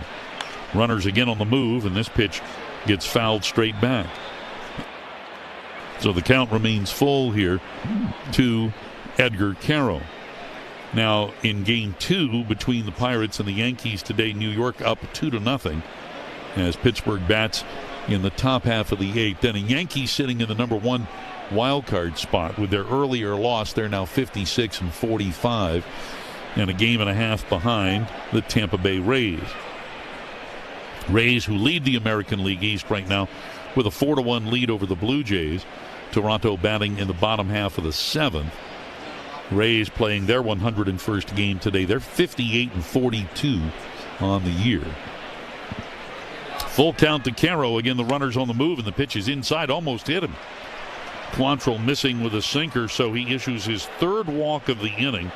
And this loads him up for Tristan Peters, the 9-hole hitter tonight, and the 8th batter for Chicago here in the 4th inning. Quantrill really having difficulty getting this final out. It's a 3-1 ball game, but Chicago with a chance to really bust it open here. Peters grounded out to Lopez at short his first time up. From the full wind, Quantrill deals and misses with a splitter. 4-1. 3 runs on 3 hits for Chicago, a run on 3 hits for the Rangers. Quantrill from the full wind, the 1-0. Peters swings and misses. Splitter there that was down, and that levels the count to 1 ball and 1 strike. Meidroth is at third, Benintendi at second, Caro at first. And now Peters asks for time and steps out. Peters 37 RBIs on the year and a .304 batting average with men in scoring position. Both teams have hit well with men in scoring position in this series, as Robbie Ahlstrom, the lefty, now starts to warm in the Rangers bullpen. The 1-1 outside. Quantrill missing with a splitter, and the count at 2-1. That pitch has kind of been all over the place for Cal, who goes to the Rosenbach. Just touches up very lightly and then drops it. Gets right back on top. That right foot on the first base side of the rubber. He bounces here into his motion. The 2-1. Swing and a pop-up. High into the air behind third. Drifting into foul ground Duran. And he'll make the one-hand grab in foul territory to get Peters for the final out. Tell you what, rough inning. White Sox score 2 on a couple of hits and 3 walks. And they leave the bases loaded. We go to the bottom of the 4th, 3-1 Chicago on the Trajan Wealth Rangers Radio Network. Caught in an online health advice rabbit hole? Get real. 23-year-old flamethrower Chase Burns, the 2nd overall pick in 2024. The pitch blew by you. Strike 3 right over the outside corner, 2 down. That might be the first time we've seen triple digits from Chase Burns today. Ran that one up there at 100. That's a good time to reach back for a little extra right there to put a guy away. Burns brings it. Swing and a miss. There it was. 99 right on by him. Triolo down on strikes. And the inning comes to a close on Burns' 5th strikeout of the game. Make it 2. It's a half dozen Ks for Chase Burns. Breaking ball in the dirt. Davis looked like he had no chance. That one had a bit of bite to it. Kind of spun that one in the zone to Horowitz for the first batter of this inning hit. Second, the pitch. Swing and a miss. Got him with a slider. 7 strikeouts for Chase Burns through 5 innings of shutout baseball against the Pirates. It's the Reds 2, Pirates nothing.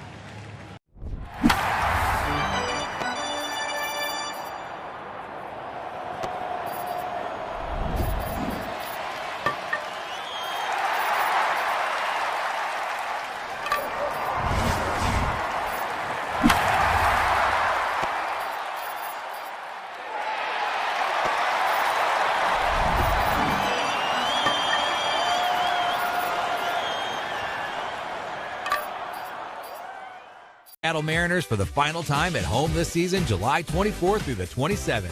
Get to the ballpark for some summer energy during this huge 4-game weekend series. Tickets at Rangers.com.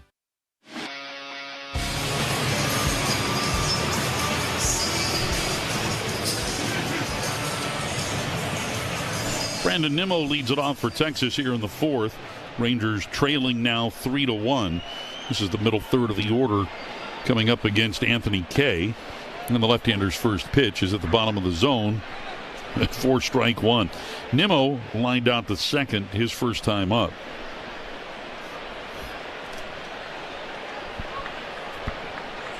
Kay steps back, lifts the leg, comes home with the 0-1. And that ball is pulled out into right. Another base hit for Brandon Nimmo. That coming off of a sinker. So Nimmo now 5 for his last 6 here, all against left-handed pitching, with his 1 for 2 tonight Brandon is now 12 for his last 16 against lefty pitching. That's a 750 batting average. It's pretty impressive. Hit number 4 off of K. Here's Ezekiel Duran with a big swing and a miss on a fastball right down Broadway. Strike one. Zeke grounded to short his first time up.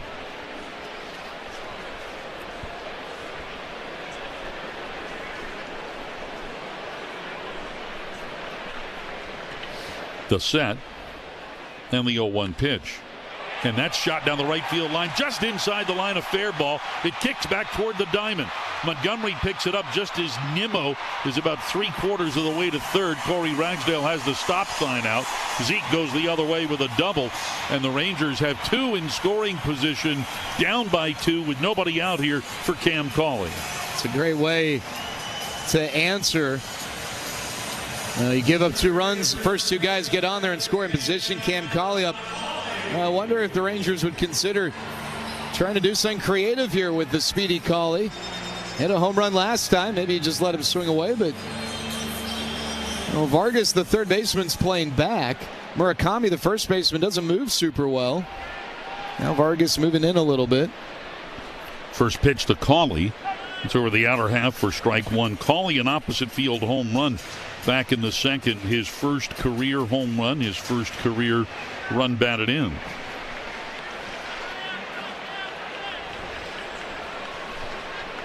Cauley taking a look at this Chicago defense. Again, they're playing him to pull in the infield. Outfield fan toward right. Kay home with the 1-strike pitch and a swing and a miss by Cauley to make it no balls and 2 strikes. For Duran, that double, his 19th of the year. Rangers team leader in doubles, Josh Young, with 23. Again, Young on the bench, certainly available to play, although you would think the Rangers likely don't want him to see any action today with an off day tomorrow. Give him a couple of days to nerf that calf. This pitch comes in and grazes Cauley. Nimmo was coming down the line, but the pitch did nick Cauley going to the backstop. So Cauley gets hit by the pitch. So many times a batter is hit by a pitch when the count is at 0-2. And that actually hit on the dirt in front of his left foot, but got him in the foot. So that loads him up here for Elias Diaz.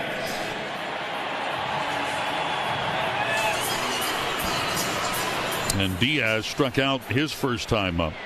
Diaz, though, 6 for 20 this year with men in scoring position. He's done a nice job in these spots. First pitch from Kay is outside. That sweeper not close. Ball 1. Hitting guys not out of the ordinary for Kay. He's already set a club record for most hit batters in a season. Chris Sale had the old record at 17, but Kay surpassed that. Now at 19. In less than 100 innings. Here's a ball that's chopped foul. That got a piece of Diaz. Make it 1 ball and 1 strike. Yet Kay now at 96 1/3 innings. 19 hit batters. And his walk total, it's not bad. A little bit on the high side. 38 walks coming in. He has not walked a batter tonight, but is staring down the barrel of a gun here with the bases loaded and nobody out. 1-1 the count to Diaz. The lefty kicks and fires, and that pitch is low. That'll make it 2 balls and 1 strike.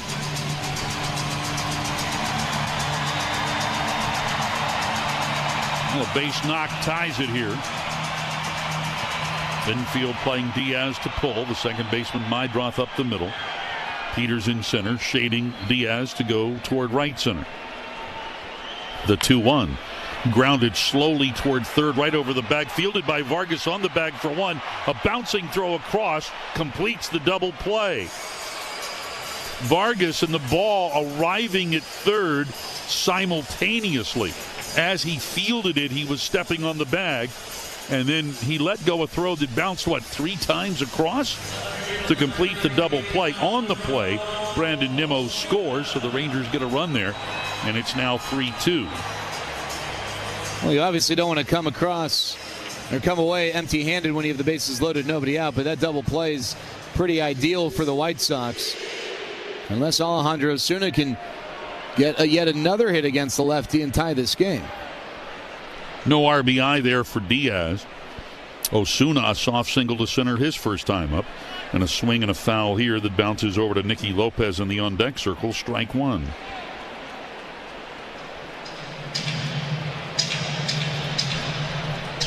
So the lone base runner now, Cam Cauley at second. And Osuna, as we mentioned, remember 3 hits yesterday, his third career 3-hit game. All of them have come this season. He's collected singles in 4 straight plate appearances. A long look back to second by Kay. Now the 0-1. Swing and a miss. He got inside there on Osuna with a sinker. And the count at no balls and 2 strikes. Osuna this year batting .380. .380 with men in scoring position. But behind in the count here, 0-2. Kay ready. Now he disengages, steps off, looking Cauley back to second. Rangers out hitting the White Sox 5-3, but trailing 3-2.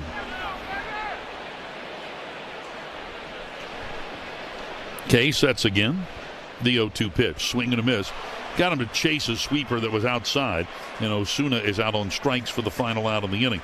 Rangers get a run on a couple of hits. They leave 1. And we go to the 5th. Chicago 3, Texas 2 on the Trajan Wealth Rangers Radio Network. That was a moonshot. Moonshot is powering big wins off the field, building UL 891 switchboards in our 500,000 square foot Texas facility for the AI revolution. Family owned, Texas made. Moonshot.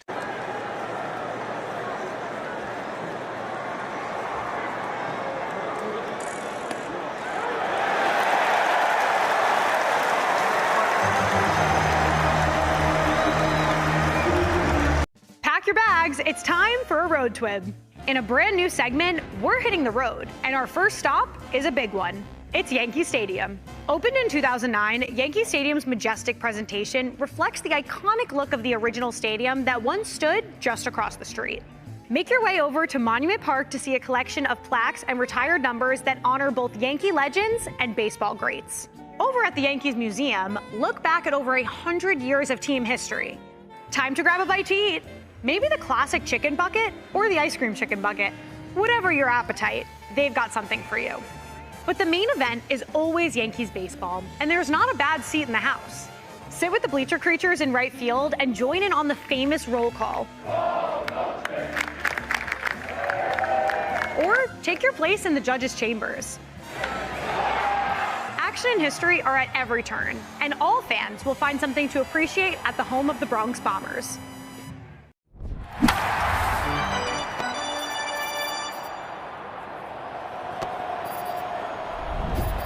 949-8326.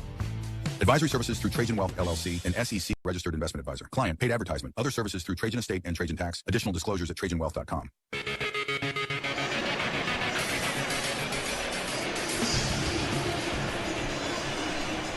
All right, top half of the 5th inning. Well, the Rangers got 1 back, but trail here 3-2 as Chicago hits in the 5th. And after sending 8 to the plate in the 4th inning, Sam Antonacci, their leadoff batter, will get it started here in the 5th. Quantrill's first offering is high and outside for ball 1. A lot of Quantrill's misses. His misses have been north and south here tonight. A lot of pitches that have been high, well above the zone. Others that have been below the zone. This pitch gets popped up foul down the left field line, but bending out of play. So 1-1 the count to Antonacci, who twice has grounded out here tonight, once to second and once to first. Quantrill steps back with the left leg, now comes home with the 1-1 pitch. And that's right at the bottom of the zone for a strike. So 1-2 here to Antonacci, to be followed by Murakami and then Vargas in the Chicago half of the 5th. Quantrill drops the glove. That little bounce he does.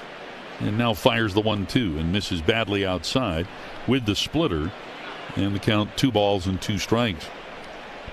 The splitter has been the pitch where he hasn't had a great deal of command on that offering tonight. The 2-2. And this one is grounded right side, diving to his right. Berger, he's got it, gets up firing. Nice throw to Quantrill covering. Quantrill, little stutter step, making sure he found the bag, but he stepped on it ahead of Antonacci for the first out. An eventful 3-1 out here to start the 5th. Well, one of the things that Berger has always done a really good job of at first, which shouldn't come as a surprise given his experience around the infield, but delivering what might appear to be tough throws to a pitcher covering. He's always been really good about making those throws accurately and putting the pitcher in a strong position to make the play. So that brings up Murakami, who struck out in the first, walked and scored in the 4th.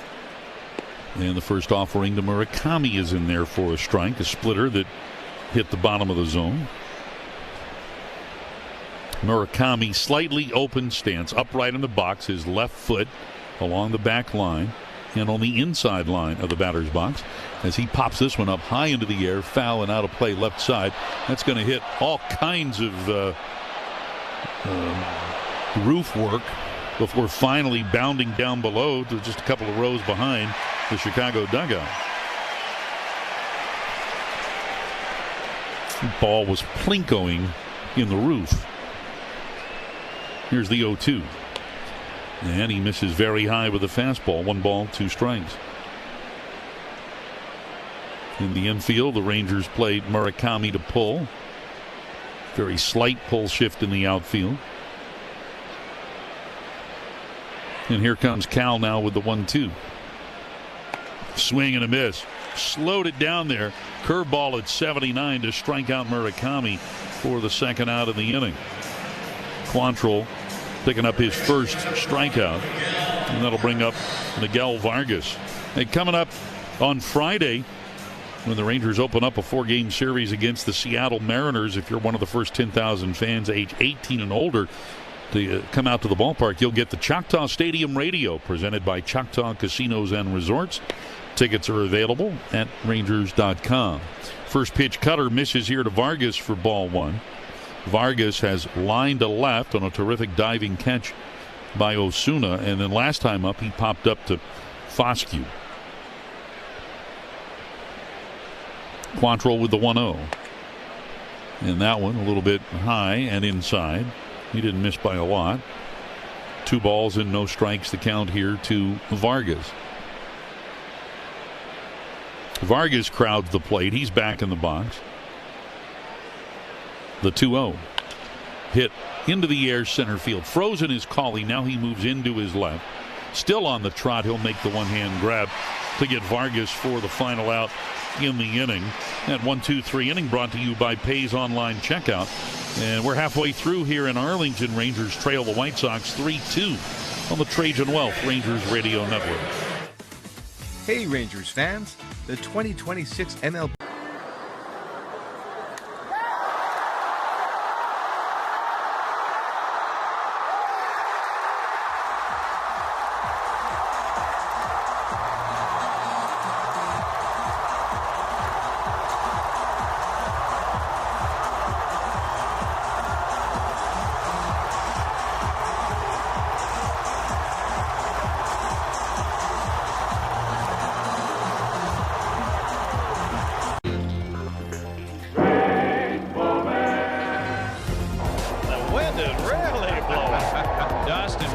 Swirling onto the field, all-star ballots like a mini tornado out there.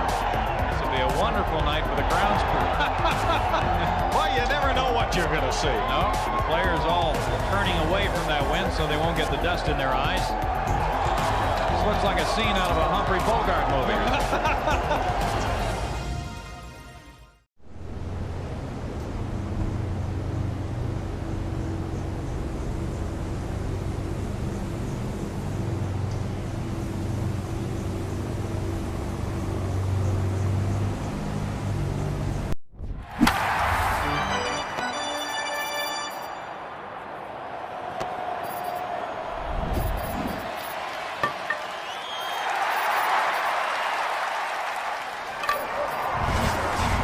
win a VIP trip to Monaco where you could become a millionaire. That is a lot of money. You've got that right. Au revoir. Must be 18 or older. Play responsibly.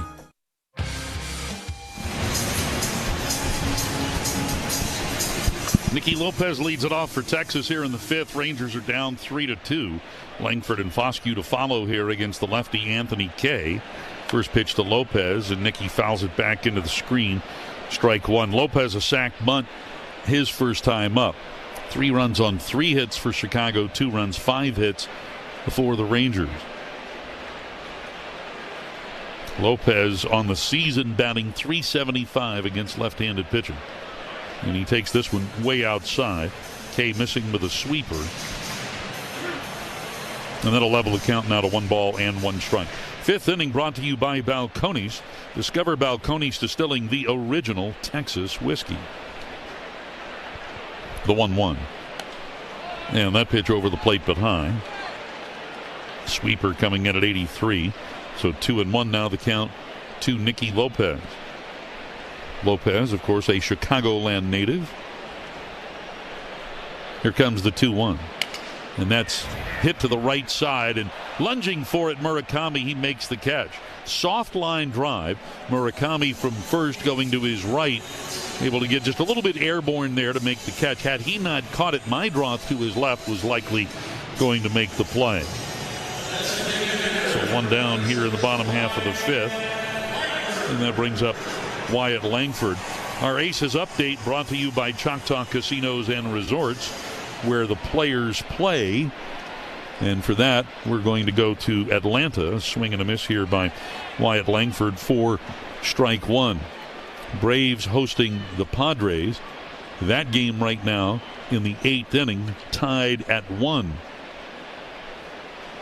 A couple of guys pitching like aces today. The starter for Atlanta, former Ranger Martin Perez, 4 shutout innings, gave up just 1 hit.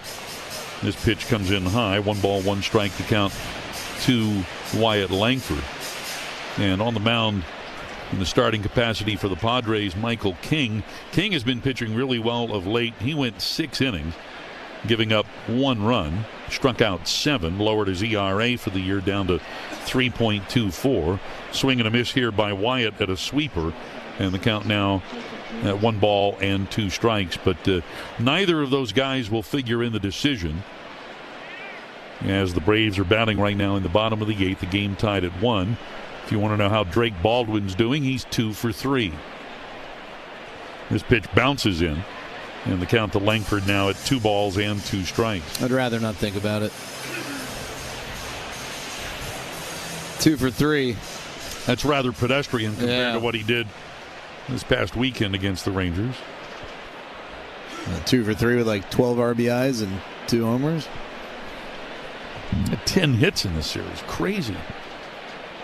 Here's a bouncing ball foul on the left side. Wyatt tonight has lined out to the warning track in right center and grounded to third, 0 for 2. Hits for Wyatt in 8 of the 9 games since coming back off the injured list. Kay ready with the 2-2. And he misses low and away. Change up there. Full count now to Wyatt Langford. Wyatt in his last 18 games with 8 home runs and 19 runs batted in. Now the 3-2. And that's hit high and deep. Home run distance, but well foul. That one continuing to sail up into the back of the third deck, but even to the left of the Budweiser porch. That's how foul that one was. If that was in the middle of a cricket match, that would have been a prodigious blast. Think about it. If those seats aren't in the way, he's basically hitting the upper concourse. And here, a foul ball into the lower suites over on the first base side. Yeah, what if you're walking by and let's just say it would have not hit one of those fans and caromed towards the concourse instead of back down the section? You would have just been minding your own business, and then a missile would just be skipping at your ankles. And here's a pitch called a strike on the outside corner. But Wyatt Langford is challenging, and with his bat in hand is walking down to first. Wyatt's pretty sure that that one missed, and it did, and by a lot.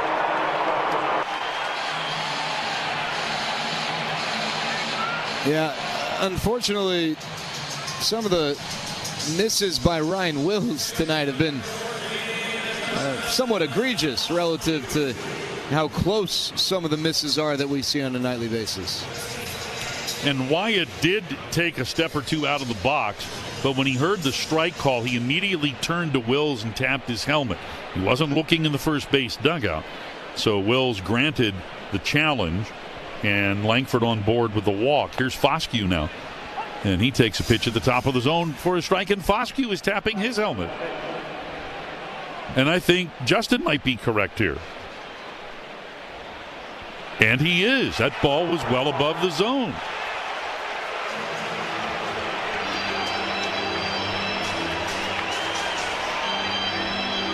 Not a good couple of back-to-back pitches for Ryan Wills.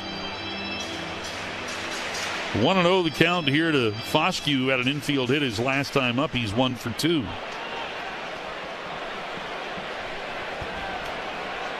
3-2, Chicago on top, but Langford at first, 1 out here in the home fifth. The 1-0 pitch. And that one comes inside. So make it 2 balls and no strikes. Foscue ranking 3rd in the American League in slugging and 4th in OPS against left-handed pitching for everyone with at least 50 plate appearances. Here, though, a routine fly ball to left. Antonacci is there, and he makes the one-hand grab. So Foscue retired, 2 down in the inning, and that brings up Jake Berger. These summer nights start right here. Bring your crew out to Globe Life Field with Rangers group tickets. Whether it's a company outing or a night out with friends, group tickets unlock special pricing, unique experiences, and unforgettable memories here at the ballpark. Visit Rangers.com/groups to learn more and book your group outing today. First pitch to Berger, a swing and a miss, strike 1. Jake has struck out twice against the lefty K, both times swinging.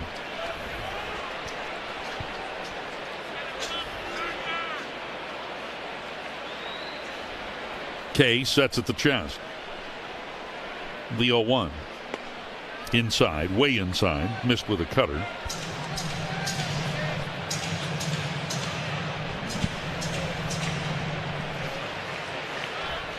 So make it 1 ball and 1 strike. Langford taking his lead from first. K looking right at him. And the 1-1. And that bounces in. Good stop there by Carroll to make it 2 balls and 1 strike. A lot of movement out on the Chicago bullpen, but no one on the hill warming up. Kay about to throw his 70th pitch. Here's the 2-1. Swing and a ball hit hard toward the left field corner, but it hooks foul up into the seats.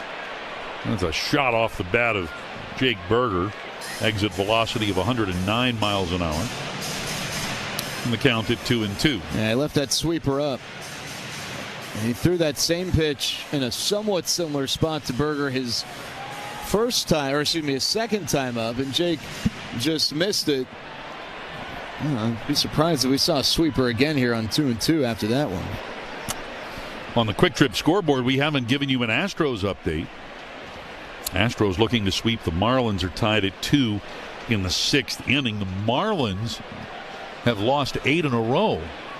They've actually dropped out of the wild card picture in terms of being either number 1, 2, or 3. This pitch is low, and the count to Berger is full. Marlins were 10 games over 500 when this losing streak started.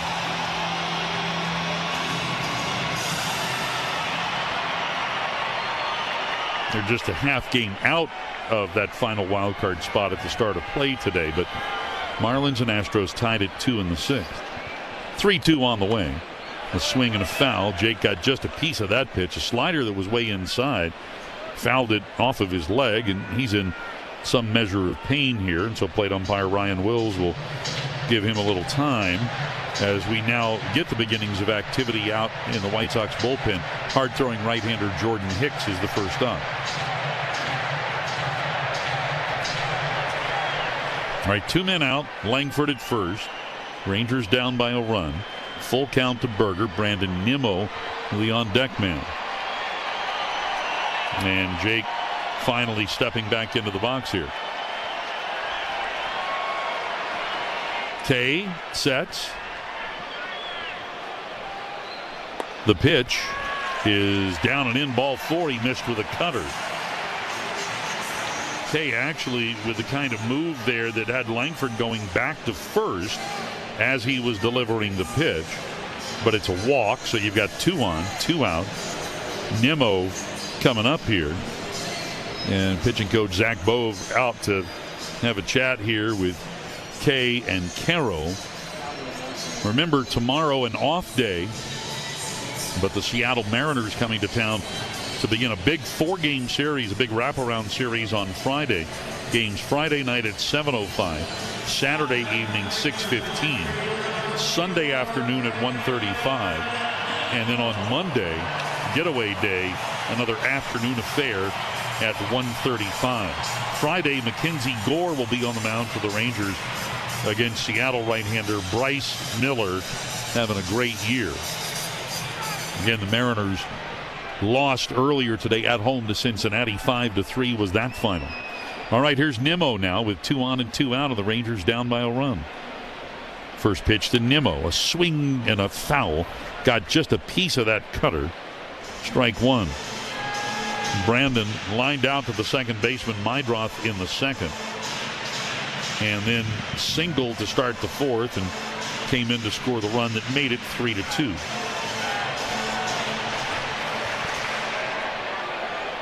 Langford off of second. Berger, big lead away from first, with Murakami playing in well behind him.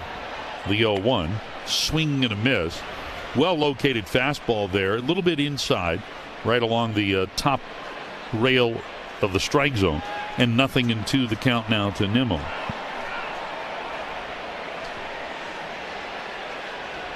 Nimmo on the year hitting .315 with men in scoring position. The 2-strike pitch.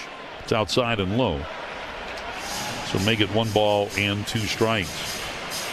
For over 125 years, Globe Life has helped protect families when they need it most. Globe Life. Make tomorrow better.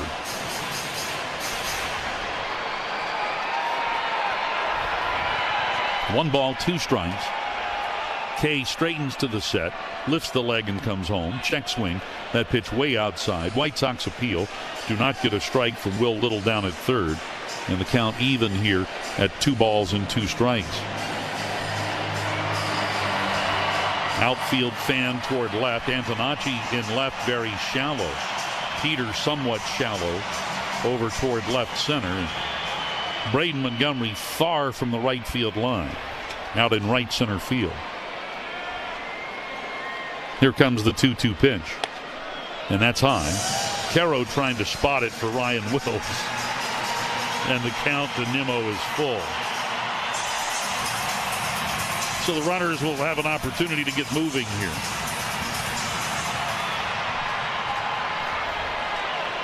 And Kay has thrown a lot of pitches here in the 5th inning. He now steps back away from the rubber. You wonder with Hicks warmed and ready if this is Kay's last batter. This will be his 29th pitch here in the 5th. 3-2 on the way, and it's hit back up the middle. The shortstop Montgomery up with it, and he fires it across to first just in time to get Nimmo for the final out in the inning. Rangers threaten but do not score. They leave a pair, and after 5 it remains 3-2 Chicago on the Trajan Wealth Rangers Radio Network. Hey kids, it's time to step up to the plate and join the Junior Rangers. You'll get your very own kit sponsored by Golden Chick. It includes a Rangers baseball cap, backpack, youth jersey, stained. And there's a shot into left field. Stanton on his way around to score. The Yankees are on the board. First, it's 1-0 New York. Bouncer headed up the middle, and that's going to get through. into the right center field gap. McMahon's going to score easily. They're going to wave Wills around. Plays to third. 5-0 New York. Another one headed for no man's land, but Harrison Bader read it well. Former Gold Glover comes up to make a very nice catch for the guy they call Big G, who has driven in a run with the third straight hit to open the 5th inning. Chopper for Jazz, hot shot, and he makes the catch. That got on there on a line, and he's telling Jose Caballero, "You see that?" I could watch Jazz Chisholm play. I mean, he plays with such joy. Only David Cohn, Ron Guidry, and Mel Stottlemyre had opening day starts of 6+ innings with 2 or fewer hits and no runs allowed. Puedes ser el dueño de grandes momentos del béisbol. MLB Auction te permite participar en la subasta de bates, bolas y jerseys autografiados, con artículos de tus equipos de grandes ligas favoritos, leyendas y jugadores. Visita auctions.mlb.com.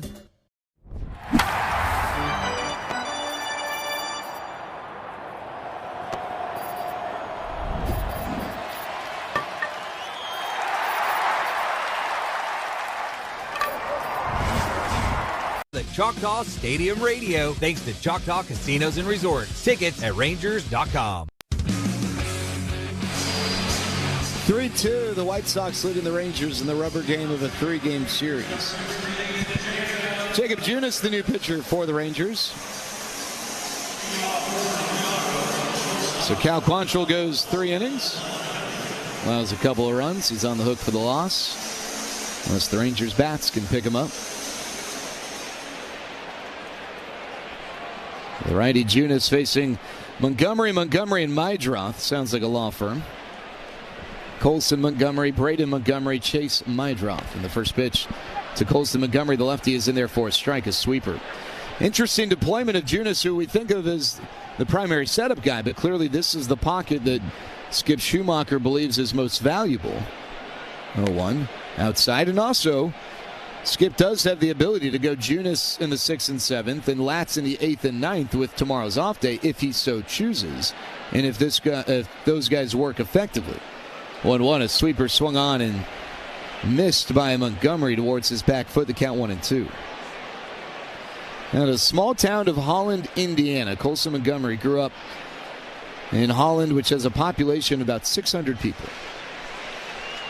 He's actually a huge basketball player in high school. Got offered a spot to play at the University of Indiana, but elected to sign out of high school to play baseball. The 1-2. Strike 3 called. Backdoor sweeper that finds the outside corner. Junis gets Montgomery looking, and there's one away in the top of the 6th. And just a reminder that on the 26th, that's what, Sunday? I think it's Sunday. It's Sunday. That's Harry Potter theme night. Afternoon. It's not a night, it's a day. Harry Potter themed day. You get your specialty tickets at Rangers.com. Rangers and Mariners. First pitch to Braden Montgomery is shot through the left side. A base knock. Goes the other way. Finds some open real estate, and it's a 1-out single. Mariners and Rangers, you can purchase your specialty night ticket at Rangers.com. And you'll get an Evan Carter Harry Potter themed bobblehead. I'm told that Laura's got some Harry Potter thing that will go on the pregame show on Sunday that involves Tyler Alexander and a sorting hat. Okay. Should be lots of fun. Mm-hmm. There's Meidroth. First pitch, Meidroth takes. Sweeper high. Meidroth 2 for 2. Couple of singles, couple of runs batted in. Once a part of the Red Sox organization, he was a 4th-round pick by the Red Sox out of the University of San Diego, where he was a torero. Runner goes, pitch swung on, hit towards the middle, into center field, a base hit. Braden Montgomery round second, he heads to third. Cauley fires it back to the infield. With the runner in motion,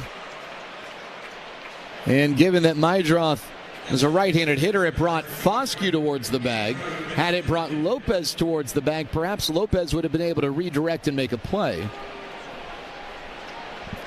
Tough to say whether Foscue, who was going towards second, could have just run across the bag and made a play, but I don't think it would have been likely. So men at the corners and 1 out for Benintendi.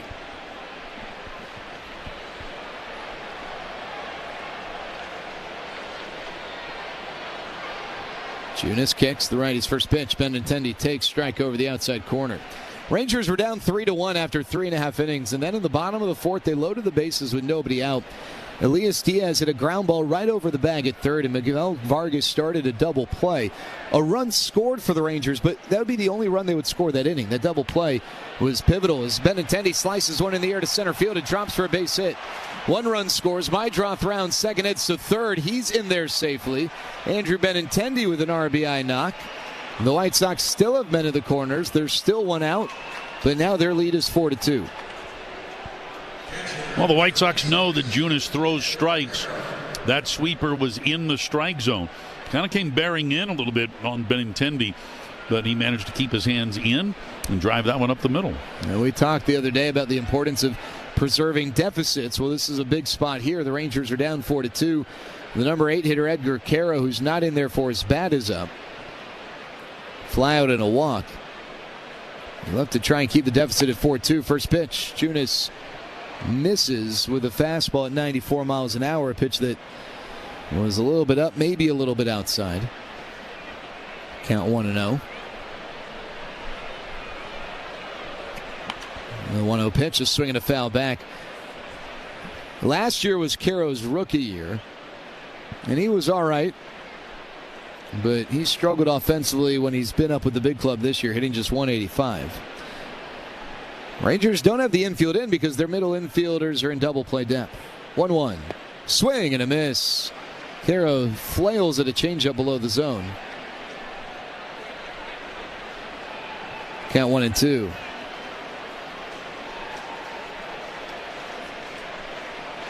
Junis on the first base side of the rubber. Comes set, kicks 1-2.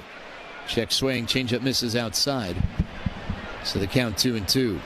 Well, after this one, the Rangers are off tomorrow, and then they welcome the Mariners to town for 4. Our drive to the next series brought to you by NTTA.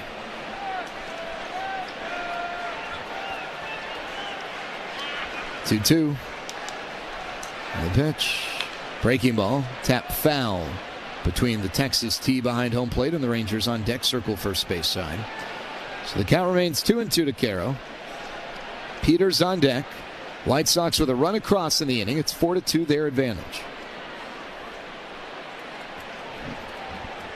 Maidroth at third. Benintendi at first. Junis wearing long blue sleeves underneath his white top. Comes center the belt.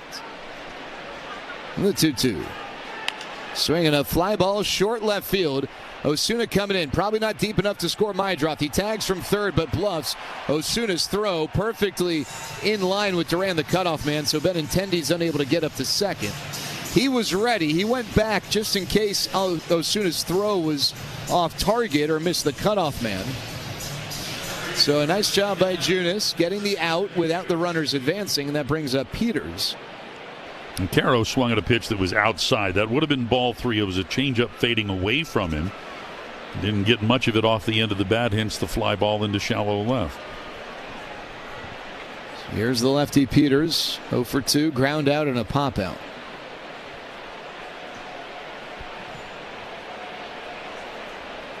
First pitch, Peters chops one foul, first base side.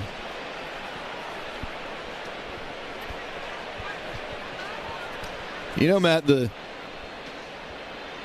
Rangers Sports Network is a very important member of our family named Joseph Catalano, who grew up a White Sox fan. I wonder who he's rooting for tonight. He's in the building, apparently. 0-1. That one's over but low. A changeup that misses. Count 1-1. Chicago guy. We've talked Chicago pizza. Yeah, he looks like an Italian beef sandwich. The 1-1. Swinging a grounder foul first base side. Oh, Joey's in here. I'm sorry. I didn't. But he's got a White Sox rally towel. That's a little odd.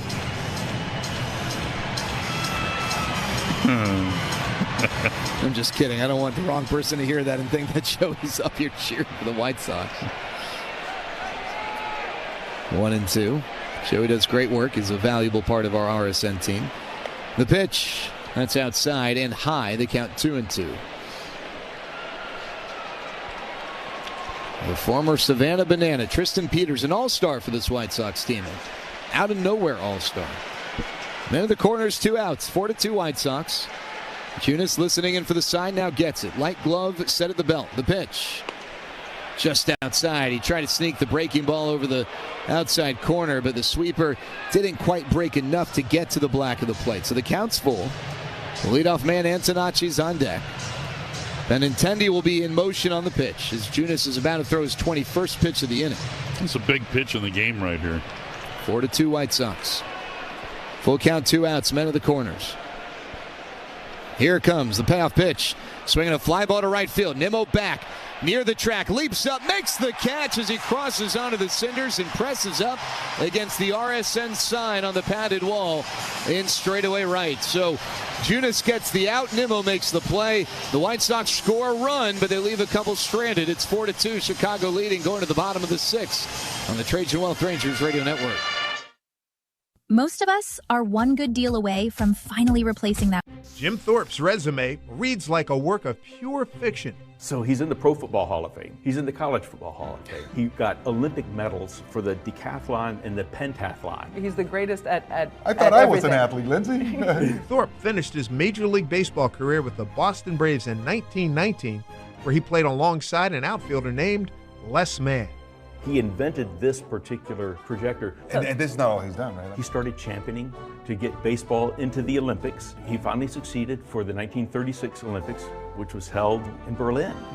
The German government had discouraged other nations from sending Jewish and black athletes. We sent over Jesse Owens, and we sent over Mac Robinson, Jackie Robinson's older brother. Trailblazers like Thorpe and Robinson certainly lit the way for countless others to follow. Go to baseballhall.org to plan your visit to the National Baseball Hall of Fame and Museum in Cooperstown, New York, and catch every episode of Hall of Fame Connections on MLB.tv. Puedes ser el dueño de grandes momentos del béisbol. MLB Auction te permite participar en la subasta de bates, bolas y jerseys autografiados, con artículos de tus equipos de grandes ligas favoritos, leyendas y jugadores. Visita auctions.mlb.com.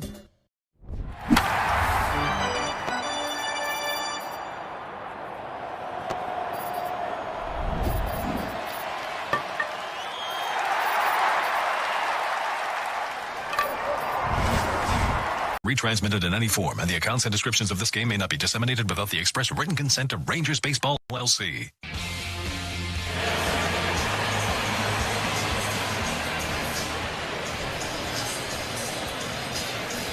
Well, we go to the bottom of the 6th inning, 4-2. The Rangers are trailing the White Sox. Duran, Colley, and Diaz, 5, 6, 7, due up for Texas.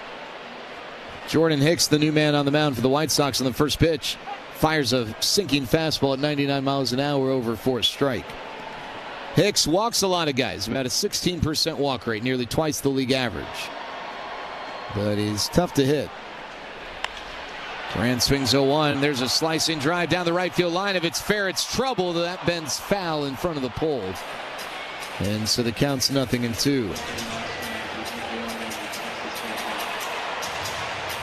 Hicks does a good job limiting the slug.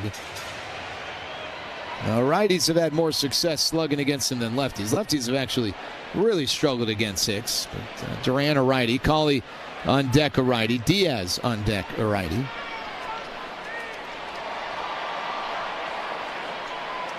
Oh-2, low and away. He misses with a sweeper.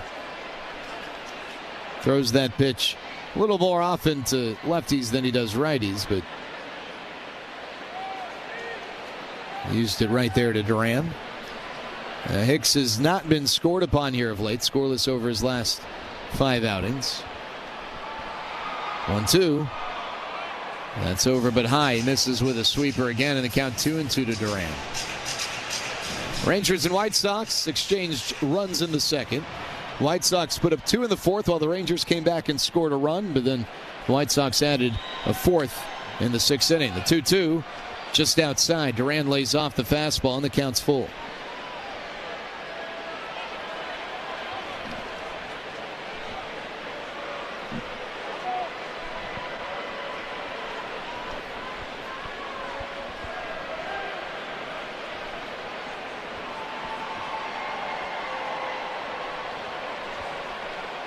Full count. Nobody out. First batter to the bottom of the 6th inning. Hicks, a long hold. Kicks the pitch. Swinging a foul back. Duran spoils off a 100-mile-an-hour fastball that might have been a little bit above the zone. Tough pitch to lay off of. And did a nice job staying alive.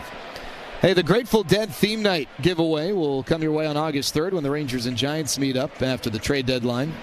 Tickets at Rangers.com to get your specialty theme night ticket will get you a co-branded Grateful Dead Rangers concert shirt. 3-2, fouled back. Duran stays alive again on a Hicks heater. That pitch, I think, was a strike at the very top of the zone. So he's trying to finish off Duran with elevated heaters on back-to-back pitches. We'll see what he does here. We'll do it again, the payoff pitch. Swing and a pop-up, that time a sweeper. Foul ground right side. Murakami gives way to Caro, who drops it.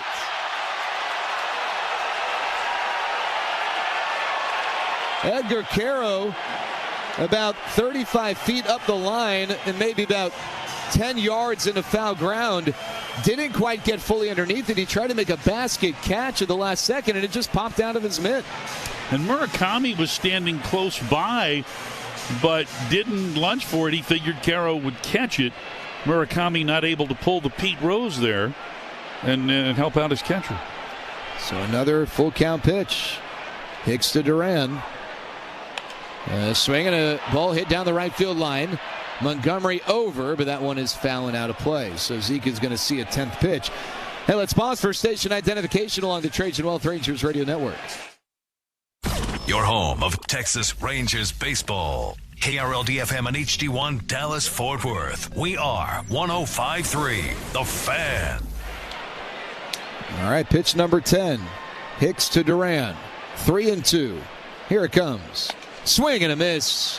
Fastball a little bit above the zone. Duran unable to catch up to the 100-mile-an-hour fastball. There's one away in the bottom of the 6th inning. So that brings up Cam Cauley. A night to remember for sure for Cam Cauley. He hopes, though, that it ends with a Rangers win. His first career home run, his first career RBI. It tied the game at 1 back in the 2nd. First pitch. And Hicks starts with a sweeper that misses the inside corner, ball 1. Bottom of the 6th inning. There is action in the Rangers bullpen. Is that Robbie Ahlstrom throwing? I think it's the second time he's been warming up tonight. 1-0. Yep. Swinging a hard ground ball to third. Backhanded nicely by Vargas across the bag. His throws low. Murakami can't scoop it. Vargas did the hard part, making the play in the hot corner. But then the throw was low, and Murakami unable to come up with it. So the Rangers get a 1-out base runner on what's likely going to be scored, an error to the third baseman Vargas. Yeah, nifty pick on the backhand side on that hard one-hop smash. But he had plenty of time to make the throw, and the throw was in the dirt. So the White Sox, who had played cleanly through 5, have committed 2 errors here in the 6th.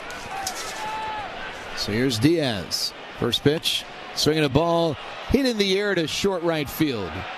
Montgomery coming in, he jogs underneath it and makes the catch about 20 yards from the back of the infield. So Diaz is retired. Osuna is the batter. Now, Diaz swung at the first pitch. No issue with that if that's the one that he wanted, but I wonder if Cauley might get aggressive. He's still looking for his first career Major League stolen base, which I think we all imagine he'll log plenty of those over the course of his career. It's held on by Murakami.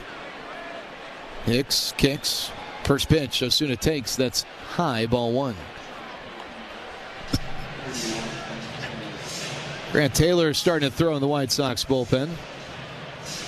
I imagine he'd be ready to face Langford if the inning extended to Wyatt.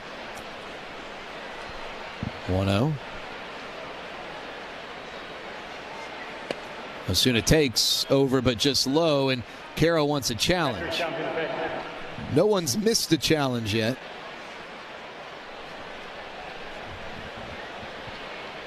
Until now. That pitch was, in fact, just barely low. So the count's 2-2. 0.2 of an inch below the zone. So not a horrible challenge in terms of proximity. But You're either right or you're wrong, and unfortunately for Edgar Caro, he was not correct there. 2-0, pitch to Osuna. He takes inside, and that one's called a strike at 100 miles an hour on a sinker. And that one was perfectly placed over the inside perimeter of the zone. So the count's 2-1. Cauley inches his lead a little bit larger. The pitch, Osuna swings and fouls him back. That was a fastball down the middle at 100. And that's, remember what we said last night. You throw 100 down the middle, you're not always going to be successful. It's easier to hit 100 down the middle than 100 on the edge of the zone, but it's not easy to hit 100 down the middle no matter who's on the mound. Yeah. Hicks, by the way, over the course of his career, it's been okay at controlling the running game, especially here last couple years. Caro behind the plate, not bad himself. 2-2, 2 outs the pitch. Swing and a foul back. Osuna unable to square up a 99-mile-an-hour fastball. So we continue at the bottom of the 6th. A runner at first and 2 outs. Rangers trailing 4-2. White Sox have 1, 2, and 3 due up in the 7th. Antonacci, Murakami, and Vargas. Perhaps against Robbie Ahlstrom, who continues to throw. 2-2. And the pitch. Swinging a chopper back to the mound, fielded by Hicks on the first base side. He goes down the slope, underhands to Murakami, and that ends the inning. Rangers unable to take advantage of a couple of White Sox errors. We go to the 7th. It's 4-2 Palehose on the Trajan Wealth Rangers Radio Network. As an official partner of the Texas Rangers, Lockheed Martin is proud to be part of the rich heritage of the Rangers and the many. So the reason I got to Cooperstown is because I played with Cal and I played with Eddie and I played with some of the greatest players ever. And, you know, I just had to figure out how I did my job, and I was honored to have some of the best players that ever played put on uniforms, and they happen to be Oriole uniforms. If there's ever any doubt that I'm 78, all I got to do is look at my old cards and I know.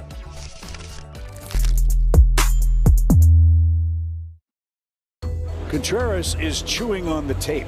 Yeah, why use a pocket when you could just eat it? Who knew? Who knew boys of summer need a cup of hot soup bone broth? MIT, is that you? That looks like the catcher's play all the way. So Manny was going to make a double play, and in the way was the runner, Arias. I think it went off his glove and over the wall, and it's a home run for Torrens, who was not sure. That was bizarre.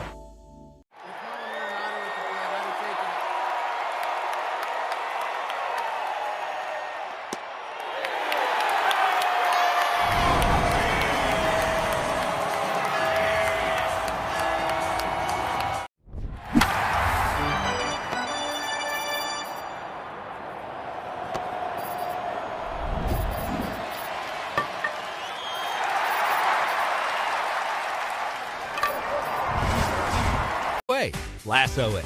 Tickets at Rangers.com. All for Texas.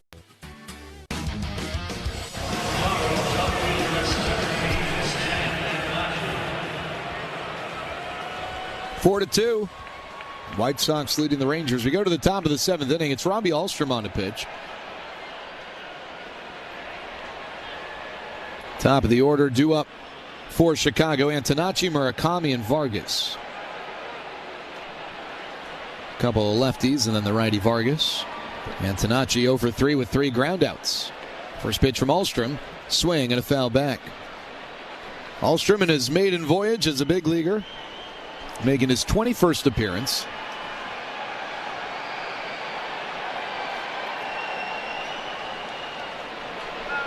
Works on the first base side of the rubber. The 0-1. Swing and a foul sprayed out of play to the left. 3 straight scoreless outings for Ahlstrom after giving up multiple runs in 3 of his previous 4 outings. And he struck out 4 batters his last 2 innings. It's, I guess, somewhat significant because he hasn't really been a big strikeout guy as he's settled into the big leagues. 0-2. Low and away, missing with a slider. But the ability to improve upon missing bats will obviously serve him well. 4 runs on 6 hits for the White Sox, 2 on 5 hits for the Rangers. The 1-2. Swinging a ball, reached for and dribbled weakly to second. Foskey's got it, pats the glove, throws to first. Antonacci retired. One away in the top of the 7th. Bailey and Gallion, attorneys at law, remind you to get home safely. Call 817-888-8882 or visit thetexasattorney.com for a free consultation. You can reach out to them. Some of your legal issues, Matt. That suspension you're still trying to overtime. What? I'm just kidding. You were the last person to break a law. You don't even drive the speed limit. First pitch to Murakami. And he takes outside a slider that broke a little bit off the plate. I drive exactly the speed limit. Yeah. That's debatable. I've driven with you. Law-abiding citizen. Yep. The 1-0. Swing and a miss. Big cut by Murakami. You and Gerard Butler. Jamie Foxx. 1-1. Alstrom over the top delivery, and he drops in a front door slider for a strike. Kind of got in on Murakami, pulled back, but that pitch found the zone, so the count's 1-2. Grant Taylor was throwing for the White Sox during the bottom of the 6th. I'm not sure if that's still him throwing here in the top of the 7th. The 1-2 to Murakami from Alstrom. Swing and a miss. Top rail fastball. Got it by him at 95. So nice job by Robbie Alstrom going after the All-Star Munetaka Murakami. 2 outs in the top of the 7th. Rangers trailing 4-2, and that brings up Miguel Vargas. It is still Taylor out in the Chicago pen.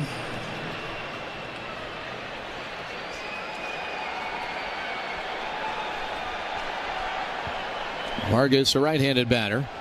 0 for 3 with 3 outs in the air. First pitch, swing and a miss. He's way late on the sinker at 94.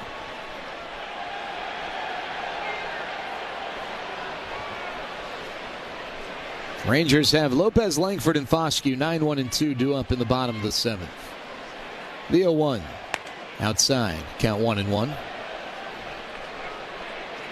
Rubber game of a 3-game series.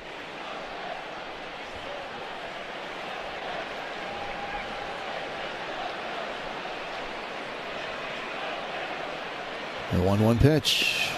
Vargas takes outside. I'm hearing chanting, but I'm not seeing a tarps off crowd. Are they out of our view? We might have to get the doctor of all things, Ken Mendez, on the scene. 2-1, swing and a miss. Another sinker by Vargas. So the count now 2-2. And Vargas has not looked good against that sinker the 2 times he's seen it. The 2 balls that Alstrom have thrown have come on pitches other than the sinker. 4-seamer and a changeup. Oh, I see him right behind the right field foul pole on the lower level. Oh, all right, yeah. They've improved their seats tonight. 2-2. Alstrom with the kick in the pitch. Swing and a miss. Elevated fastball. Another sinker. Gets Vargas. So Alstrom a 1-2-3 inning brought to you by Pay's Online Checkout.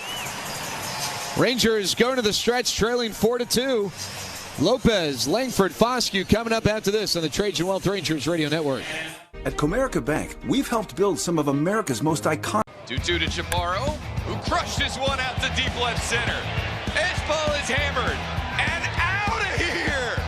Over the buses, over the food truck out next to the Nationals clubhouse.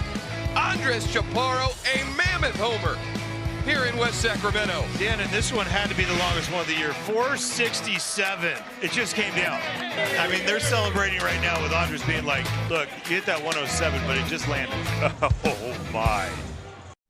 Can we recognize the athleticism of the elite security down there? Unbelievable. I give him a 10 down. Pretty good. Yeah. Look at that. I mean, come on, Joe Ryan. It's all part of the experience. This is an experience tonight. Oh, look out. In between the legs of Jose Altuve, almost clipped his buddy in the on-deck circle. Hey, that'll wake you up. And Fortes is able to hang on to the foul tip. Fortes getting a little help from the love handle there.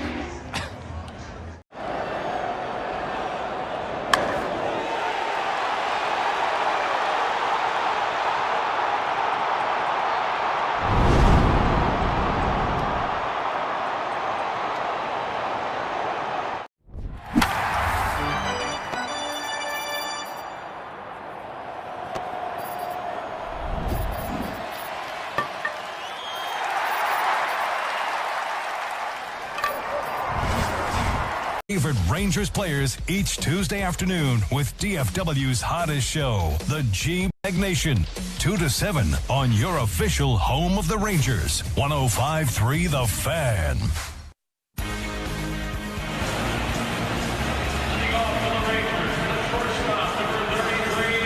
All right, bottom of the order, and then right to the leadoff man, Wyatt Langford, followed by Justin Foscue. Lopez, Langford, Foscue due up in the bottom of the 7th. And against the new man on the mound for the White Sox, the righty Grant Taylor, who's having a really nice year. Strikes out a lot of guys, a 33% strikeout rate, and the first pitch he throws to Lopez is a 99-mile-an-hour fastball in there for a strike. Taylor throws a fastball, a curveball, a slider, and a sinker. He also will rarely use a changeup. 0-1. There's a curveball that tumbles over the inside corner for a strike. He's very heavy on the fastball and curveball to lefties. And like I said, just never very. Once in a while, he'll drop in a changeup.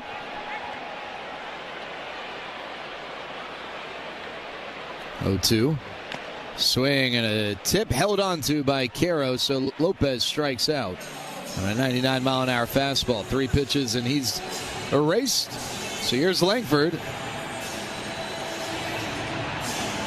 Langford had some words and a smile initiated by the home plate umpire Ryan Wills, maybe in response to Langford's last at bat, which was a walk, but a walk that was ruled after an ABS challenge overturned the strike call. The first pitch, a curveball for a strike over the outside corner. Peyton Gray throwing for the Rangers. Rangers trailing 4-2 in the bottom of the 7th. White Sox bullpen's done a really nice job this year, and Taylor's a big reason why. 0-1. It's over but low in the count 1-1. He's a Florence, Alabama native, drafted in 2023, and then debuted last year. He's built like a middle linebacker. 1-1. Over the top delivery. And the pitch is a fastball for a strike. He's got great extension, which pairs really nicely with his already high velocity fastball.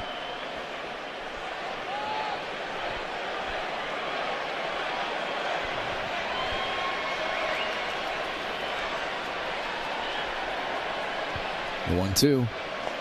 Outside and low. Slider in the count 2-2 to Langford. Wyatt 0 for 2 with a walk, so he's on base yet again here tonight, but still searching for his first hit. Had a multi-hit effort yesterday. 2-2. Swing and a miss. Chases ball 3. That was an elevated fastball several inches above the zone, but that over-the-top release point from Taylor tends to induce a lot of swings on a pitch located above the zone. So here's Foscue with 2 outs and nobody on. Taylor, one of 8 different White Sox relievers to record a save this year, and here recently he's been getting the bulk of save chances. You'd think that here Will Venable thinks that this is the spot to use him in the game tonight. First pitch to Foscue misses high. Right-handed hitting second baseman standing in there. And the 1-0, that's upstairs. On the bench for the Rangers tonight, Evan Carter, Jock Peterson, Josh Young, and Austin Wynns. But I don't know that Young is someone that the Rangers really want to use. That calf tightness, the 2-0 in there for a strike, and Foscue's challenging, and that's going to be overturned. That pitch was considerably above the zone, just from my viewpoint. Yep. Let's see, how many do we get to 2 inches? Can I give you 2? 2.5 inches above the zone. Pretty good. So the count 3-0 to Foscue. A walk brings the tying run to the plate in the form of Jake Berger. And the 3-0 pitch. There's a strike that does catch the top of the zone. So the count's 3-1. Couple Alabama guys going toe-to-toe here. Taylor on the mound, Foscue in the box. Works out of the windup, the 3-1. There's a strike, a fastball. He took a little something off it at 97. Well, Taylor doesn't walk a ton of guys. His walk rate's a little bit better than the league average. Battling back from 3-0, the 3-2. Strike 3 called at the knees. Foscue's going to challenge, but I don't think he's going to win this one. I think that was a really well-located curveball. Yeah, unfortunately, it was a well-located curveball. So the strikeout ends the inning. 1-2-3 frame for Taylor. We go to the 8th, 4-2. White Sox leading on the Trajan Wealth Rangers Radio Network. We know summer can get away from you. One day it's July. The next you're buying school supplies. Step.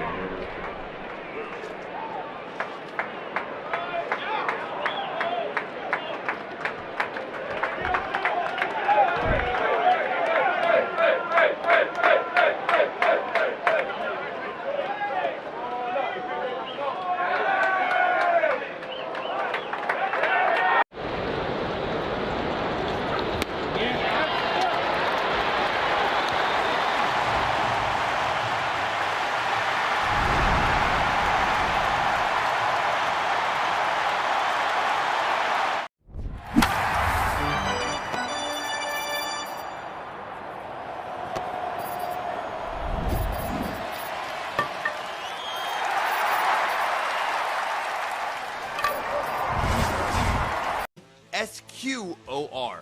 It's time to make your picks and win with PlayScore. We go to the 8th inning. Peyton Gray on the pitch. Rangers trailing 4-2. And to tell you more, here's Matt. All right, thank you very much, Jared. Peyton Gray becoming the 5th pitcher of the evening here for the Rangers. And he'll face the middle third of the order, starting with the big shortstop, Colson Montgomery. Montgomery, left-handed hitter, 0 for 2 with a walk. Gray, the big leg kick and the pitch in this first offering, nicks the bottom of the zone for strike one. Gray on for the 30th time. 31-year-old rookie, 4-0 with a 3.53 earned run average. The 0-1 pitch, inner half for a strike. 0-2 the count. 32 hits allowed in 35 2/3 innings. He's walked 12, struck out 38. Opponents are hitting .230 against the tall right-hander Peyton Gray. Gray working off the third base side of the rubber, working exclusively out of the stretch, and he delivers the 0-2. And that pitch over the plate but low, and Elias Diaz is going to challenge.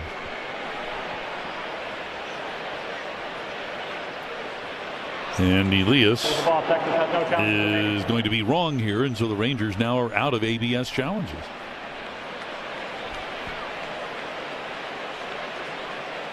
And that happened in short order, losing the challenges in the bottom of the 7th and now the top of the 8th. The 1-2 bounce to the right side. Berger backhands, a little underhand service to Gray, who gets to the bag ahead of Montgomery for the out. So one away here in the top half of the 8th. And that'll bring up Braden Montgomery. The White Sox lead at 4-2, and Braden Montgomery has scored 3 of Chicago's 4 runs. He walked and scored in the 2nd, reached on a fielder's choice and scored in the 4th, and then singled with 1 out and came in to score in the 6th. White Sox with 4 runs on 6 hits and a couple of errors. Rangers 2 runs on 5 hits. Switch hitter stands in on the left side here against Gray. And the first pitch is bounced to first base. Easy chance there for Berger. Has to feed it underhand a little bit quicker this time. And Gray, covering well, gets there ahead of Montgomery. So a couple of ground ball outs, going 3-1 in the scorebook. 2 men out here now in the top of the 8th. And here comes Chase Meidroth. All right, what a play of the game. We're going to go all the way back to the first inning. And that line drive that Miguel Vargas hit out into left center, and the terrific diving catch made by Alejandro Osuna to get the out and in the inning. Our What a Play of the game brought to you by Whataburger. And now time is called. Diaz out to have a chat here with Gray. There is no activity right now behind Gray in the Ranger bullpen.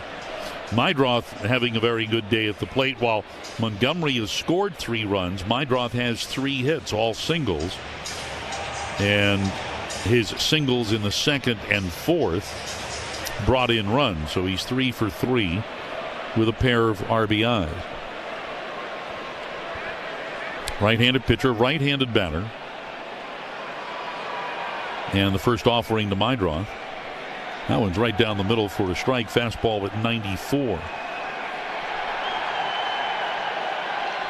Tarps off gang growing out in that right field corner. The 0-1 pitch. And that's a fastball at the bottom of the zone for a strike. So 0-2 the count here to Meidroth. Rangers in the bottom of the 8th inning have the heart of the order coming up. Berger, Nimmo, and Duran. 2-strike pitch. And that gets fouled back. Gray coming in a little bit with the fastball. May or may not have been a strike on the inside corner. But we'll do it again here at 0-2. 2 out, nobody on.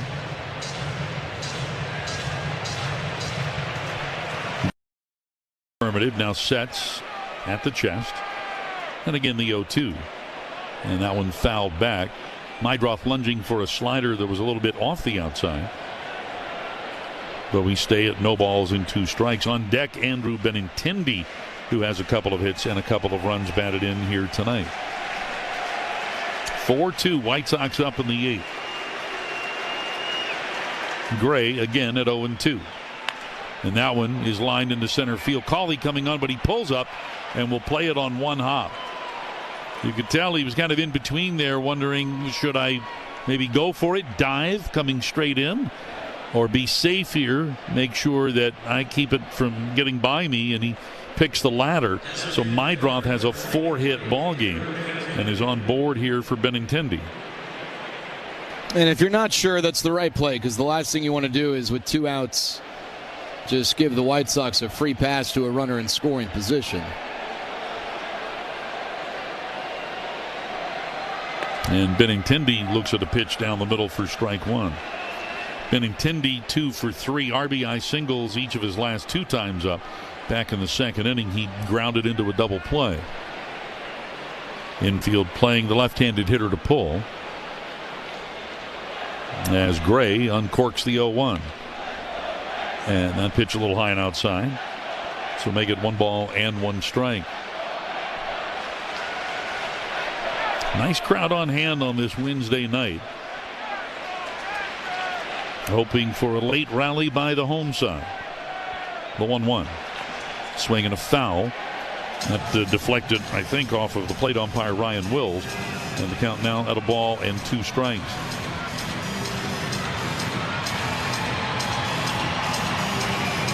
Benintendi, even stance, really crowds the plate, back in the box.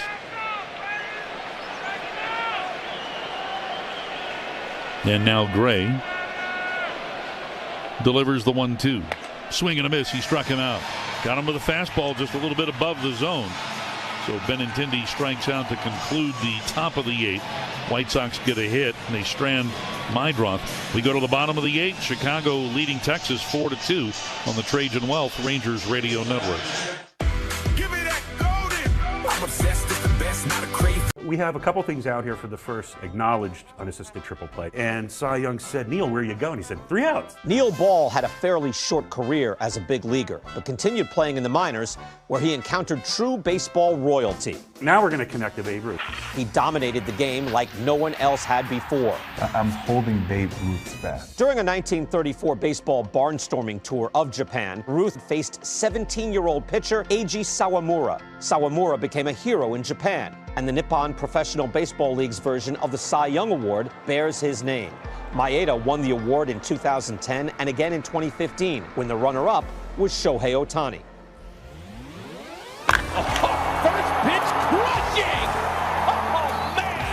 like the 3 outs of a triple play. It all connects. Go to baseballhall.org to plan your visit to the National Baseball Hall of Fame and Museum in Cooperstown, New York, and catch every episode of Hall of Fame Connections on MLB.tv. Puedes ser el dueño de grandes momentos del béisbol. MLB Auction te permite participar en la subasta de bates, bolas y jerseys autografiados, con artículos de tus equipos de grandes ligas favoritos, leyendas y jugadores. Visita auctions.mlb.com.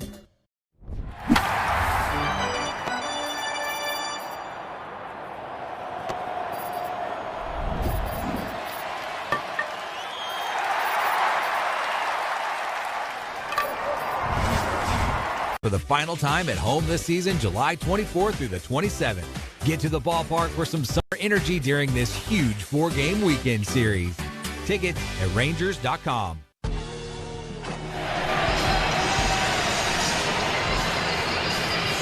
All right, Grant Taylor back out for Chicago here in the 8th inning to face the heart of the Texas order. Berger, Nimmo, and Duran. Jake Berger will check his swing on a pitch that rides in high for ball 1. Berger struck out his first 2 times up, but then drew a walk in the 5th inning.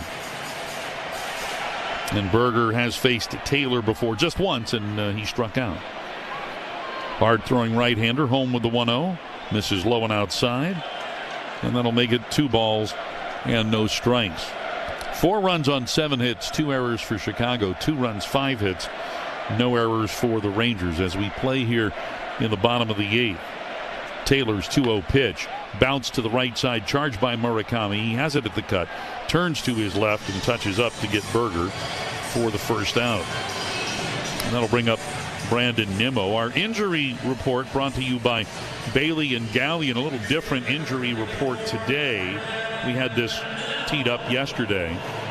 You have any idea how many players in the big leagues are on the injured list right now? This is as of yesterday. And this includes 60-day IL? Yes, this includes 60-day IL guys. How many guys are currently on the injured list in the major leagues? Over 350. It's not a bad guess. I think at times this year the number has been over 300. First pitch to Brandon Nimmo on the inside corner, strike 1. As of yesterday, the total was 281. Oh, wow. Or an average of 9.5 players per major league club on the injured list. Check swing. The pitch is high. 1 ball, 1 strike, the count. The high, as of yesterday, the Chicago Cubs had 15 players on the injured list. The low, 3, the Cleveland Guardians and the St. Louis Cardinals. Here's a swing and a pitch that's fouled back. And the count 1 ball and 1 strike. That works out in the major leagues right now. The active rosters are 26. That works out to 36%. Major league players on the IL. This pitch gets fouled out of play down the left field line and will hold at 1-2. And that it's not actually the case, but if you take 281 players and divide that by 30 times 26, that gets you that 36% figure. This pitch fouled out of play on the left side, and we stay at 1-2 to Nimmo. Nimmo 1 for 3. He singled and scored in the 4th. But at times this year, that figure has been over 300. Yeah, that's not good. The 1-2, swing and a miss. Nimmo jammed a bit with that fastball, and Taylor just keeps racking up the Ks. He's retired all 5 that he has faced, 4 via the strikeout, and that'll bring up Ezekiel Duran. Now, for Taylor, of his 5 saves, only 1 has required him to get more than 3 outs, although numerous times the White Sox have asked him to go as many as 2 innings. He has not, however, had an appearance in which he has gotten more than 6 outs this year, as he takes on Ezekiel Duran, who swings and fouls this one over the screen behind home plate, strike 1. But as we mentioned, there have been numerous others for Chicago who have recorded saves, most notably Sir Anthony Dominguez, although recently he has not been the last man up for Chicago, as Zeke fouls this one back and the count at no balls and 2 strikes. But Dominguez is Chicago's leader in saves with 12, but he also has 5 blown saves. Leo 2. And Zeke takes it high. 1 ball, 2 strikes the count. Zeke with a double just inside the right field line back in the 4th, 1 for 3 tonight. White Sox pitchers have now retired 7 in a row, as this pitch is high and the count at 2 balls and 2 strikes. The last Ranger hit came in the 4th inning, and it was the double by Duran. 2 out, nobody on here in the 8th. The 2-2. And he drops that one in for a called 3rd strike. Curveball at the top of the zone, and Taylor has retired all 6 that he has faced. We go to the 9th inning. Rangers trail Chicago here 4-2 on the Trajan Wealth Rangers Radio Network. Energy Transfer is proud to be the official Jersey Packs partner of the Texas Rangers. Our nation. The MLB app. Yeah, it's got game. This game. These games. All the games. Pre-game, post-game, and everything in between. This is baseball your way. With real-time stats, scores, breaking news, and custom content that hits every time. Because you choose the teams and pick the players you want to follow. So when they catch it on the field, you catch it on the app.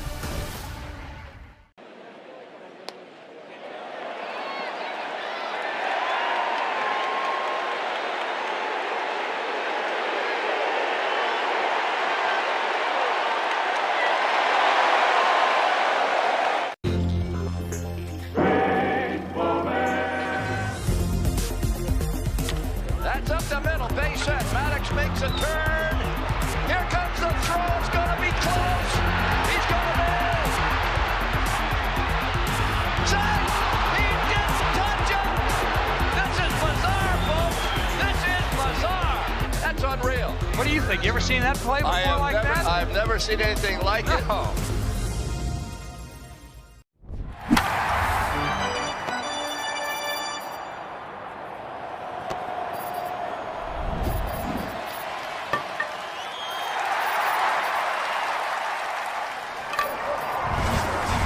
And did exactly what they said they were going to do. Wow. If you need your AC repaired or replaced, go to paulbakernow.com. Baker Brothers. Great service.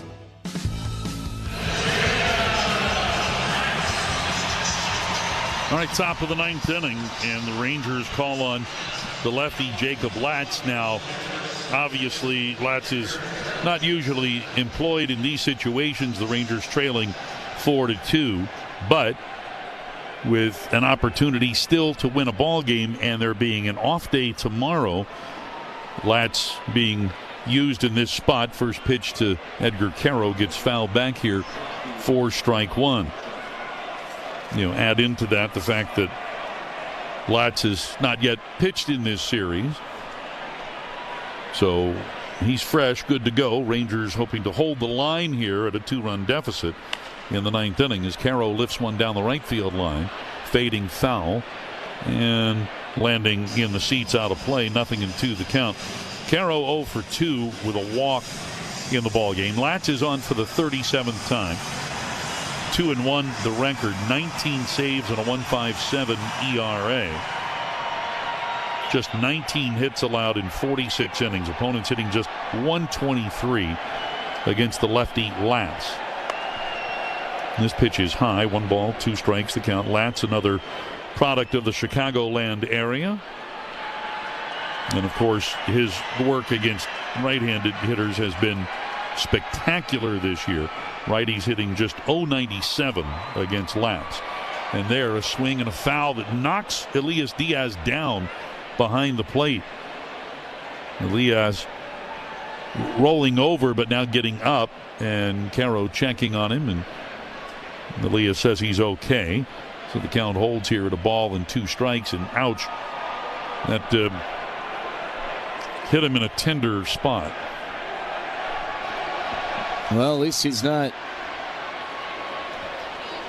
What's his name? Josh Kuroda Grauer? Grauer, yeah. Oh, yeah. I saw that. And Diaz asking the question now. That whole 10-year service time thing, that's good, right? Yeah. They're not going to work that backwards after that, are they? The 1-2. Check swing. Oh, man, that's in the dirt, and it comes up and gets a piece of Diaz. It's one heck of a way to celebrate getting to 10 years of service time. He's taken a few tonight, and 2 here in this Caro at bat. 2 balls, 2 strikes the count. Latz lifts the leg and comes home, and there's a ground ball to the left side. Duran to his left has it, and then lets it fly, and Caro is retired. So 1 away here in the top half of the 9th, and that will bring up Tristan Peters.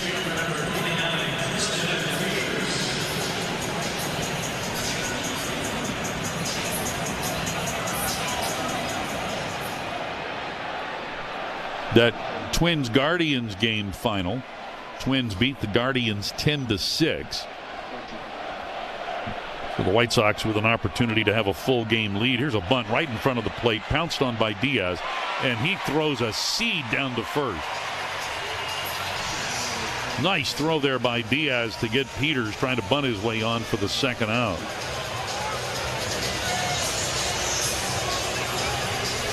The top of the order now, Sam Antonacci, the new batter, but Randall Grichuk called upon to take the at-bat here, so the right-handed hitting Grichuk will pinch hit here for Antonacci.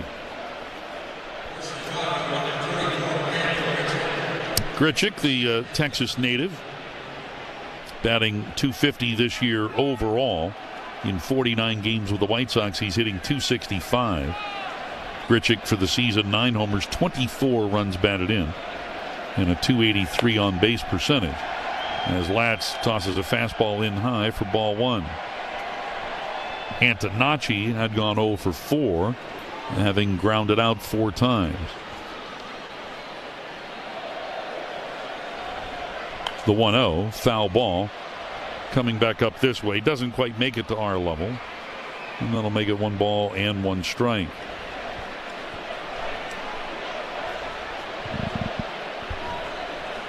The lefty Brian Hudson has been warming out in the Chicago bullpen. And a swing and a miss here by Grichuk, and the count now at 1 ball and 2 strikes. The due hitters for Texas in the bottom half of the inning, Cawley, Diaz, and Osuna, righty, lefty. 1 ball, 2 strikes the count here to Randall Grichuk. And the pitch from Latz is high and away. He missed with a fastball at 96, so make it 2 balls and 2 strikes. Each team got a run in the second. White Sox got 2 in the 4th. Rangers answered with 1 in the bottom of the 4th, and then Chicago tacked on an insurance run in the 6th. It's 4-2 White Sox. Here's the 2-2 pitch, a foul straight back into the netting. So Grichuk stays alive. Murakami is on deck. Latz just off the rubber, rubbing down the ball, now gets back on top.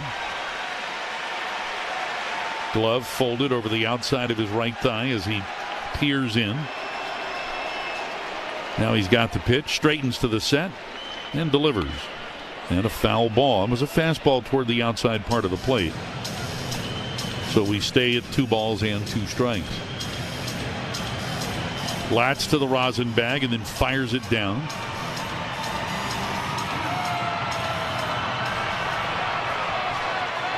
Ready now with yet another 2-2 offering. He kicks and throws. Swing and a miss. He struck him out. Good looking changeup that time from Latz. And Grichuk is out on strikes. The 1-2-3 top of the 9th, brought to you by Pays Online Checkout. We go to the bottom of the 9th inning. Rangers need 2. After 8.5, 4-2 Chicago on the Trajan Wealth Rangers Radio Network. Just because the Texas Rangers are an act.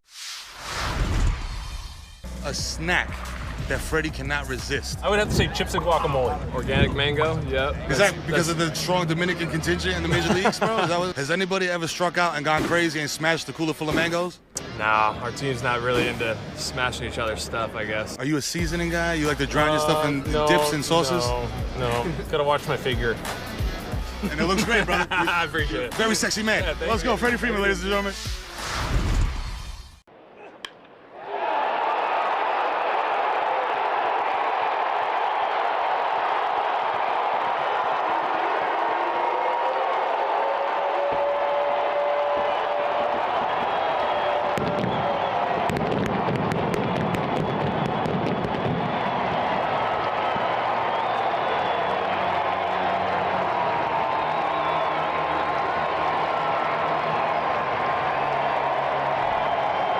Puedes ser el dueño de grandes momentos del béisbol. MLB Auction te permite participar en la subasta de bates, bolas y jerseys autografiados, con artículos de tus equipos de grandes ligas favoritos, leyendas y jugadores. Visita auctions.mlb.com.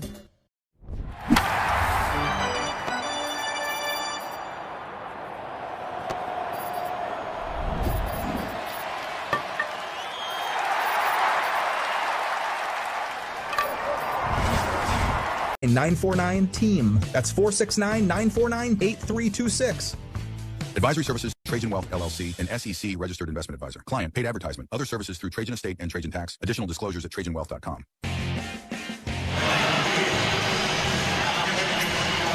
All right, the big left-hander Brian Hudson coming on to try to close things out here for Chicago. Illinois native who not once but twice has been claimed off waivers by the White Sox. Last year in August from the Brewers, and then at the beginning of this season, a waiver claim from the Mets. Hudson, 6'8", 250 pounds. First pitch to Cam Cauley is a dart right at the bottom of the zone for strike one. Hudson this season in 43 appearances, which includes 6 appearances as an opener, 3-2 with 3 saves and a 2.13 ERA. Softly, he tries to go through the back door here, misses with a sweeper, and the count at 1 ball and 1 strike. Hudson in 42 1/3 innings, 36 hits. He's walked 16. He has struck out 40. Delivers here, and this fastball gets fouled back, so 1-2 the count to Cauley. Cauley 1 for 2. Opposite field home run back in the second. His first career big league home run. He's also been hit by a pitch, and he has reached on an error. Behind here to Hudson at 1-2. The big lefty sets at the chest and now fires. And he misses high and outside. That fastball at 93. And the count level here at 2 balls and 2 strikes. Hudson has pitched previously with the Dodgers and the Brewers. Has a career big league ERA of 2.59. This pitch gets floated foul over the netting down along the right field line. And so we stay at 2 balls and 2 strikes. Hudson, the 4th pitcher of the night for Chicago after the starter Kay, and then Hicks, and then Taylor. Taylor, 2 perfect innings of relief. This pitch is outside, and the count runs full. All you want is to give yourself a chance, and it's a 2-run game, so you just want to get a guy on and give your batters a chance to make something happen. Make that pitcher start to feel a little bit of the pressure. 3-2 on the way, and a swing and a miss. That fastball was over the plate, may have been a little bit low, but Cauley strikes out to start the bottom half of the 9th inning. Yeah, I think that was an inch and a half or so below the zone, but again, pitchers are good at what they do too, and Hudson maybe a little deceptive with that release point of the action on that pitch, but that would have been ball 4. So that brings up Elias Diaz. Diaz is struck out, grounded out, and flied out, and takes this pitch outside for ball 1. Now, we mentioned Hudson, a big guy, 6'8", 250 pounds, though his average fastball velocity is 92 miles an hour, but he rates in the 98th percentile in terms of extension, so you got that big body coming at you. When he lets the ball go, he's closer to home plate than most, so that makes that 92 look a lot hotter.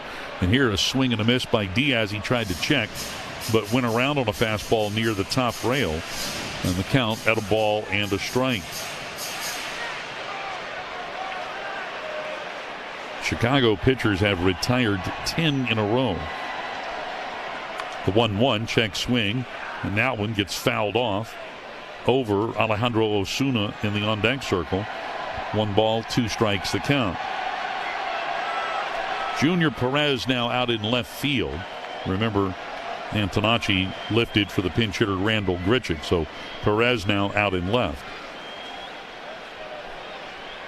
Hudson with the 1-2 and a swing and a miss. Fastball toward the outside part of the plate, and the Rangers are down to their final out in the person of Alejandro Osuna.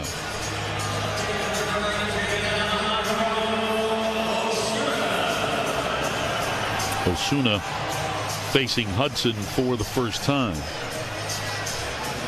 So Hudson, one of those Chicago relievers who has recorded a save this year, one of 8 that have notched a save. His first pitch to Osuna, a slow ground ball right side. Mydroth charges, has it on the run, fires to first, and that'll do it. The White Sox hold on and defeat the Rangers here tonight by the final score of 4-2. And by virtue of this result and Cleveland's earlier loss, the White Sox now back in sole possession of first in the American League Central by a game. The Rangers will maintain their hold on first in the American League West by a half game over Seattle. This is going to be one of those games that you're going to have to fight the elements. Wow! And I don't think that'll be the last bat toss we see tonight. I would imagine not. As he slid behind Neto, took out his legs, but Neto held onto the ball. Check out what our cameras caught. That's right. Smacking himself in the face. He really likes to pump himself up and make himself angry. Oh, he used the hat. That's pretty nice. Yeah, take a bow. All right, absolutely. The people are welcoming, they're loving, they're caring. So if you're looking for a familial feel, definitely Asheville. It's Asheville. That's all you got to say. Yeah. They're excited to be back and back on their feet, so it's been awesome to see the rebuild. Winning or losing, like everybody's there having a good time rooting us on, so I've always enjoyed that the whole year. You play here at the tourist park and you feel like you're back in the old days playing real baseball. Nestled right into the mountains there. That's right on a cliff. All your favorite games from MLB Play are back, bigger, bolder, and better than ever. Test your skills with daily puzzles like MLB Pickle, the ultimate mystery player challenge, and Immaculate Grip, where stats and strategy collide. Then in Spinball, build your roster, take on your friends, and compete for the weekly prize. Or be the first to beat the streak and hit your way to the $5.6 million jackpot. Plus, the all-new Daily Walk-Off. Lock in your players by category for the walk-off win. The game's official home for games is MLB Play. Only on the MLB app and MLB.com. Let's open this up. Take a look at what we find. Looks like we've got Lauren Shahadi. Animation is great. We got Robert Flores, one of the stars of MLB Central with Lauren Shahadi. Then we got Mark DeRosa. Look at that. He looks like Superman, does he not? Right? He was when he was with the Cubs. Harold Reynolds looking ripped in a tracksuit in Studio 42. There I am. The hair's all I know this guy. Look at that jawline.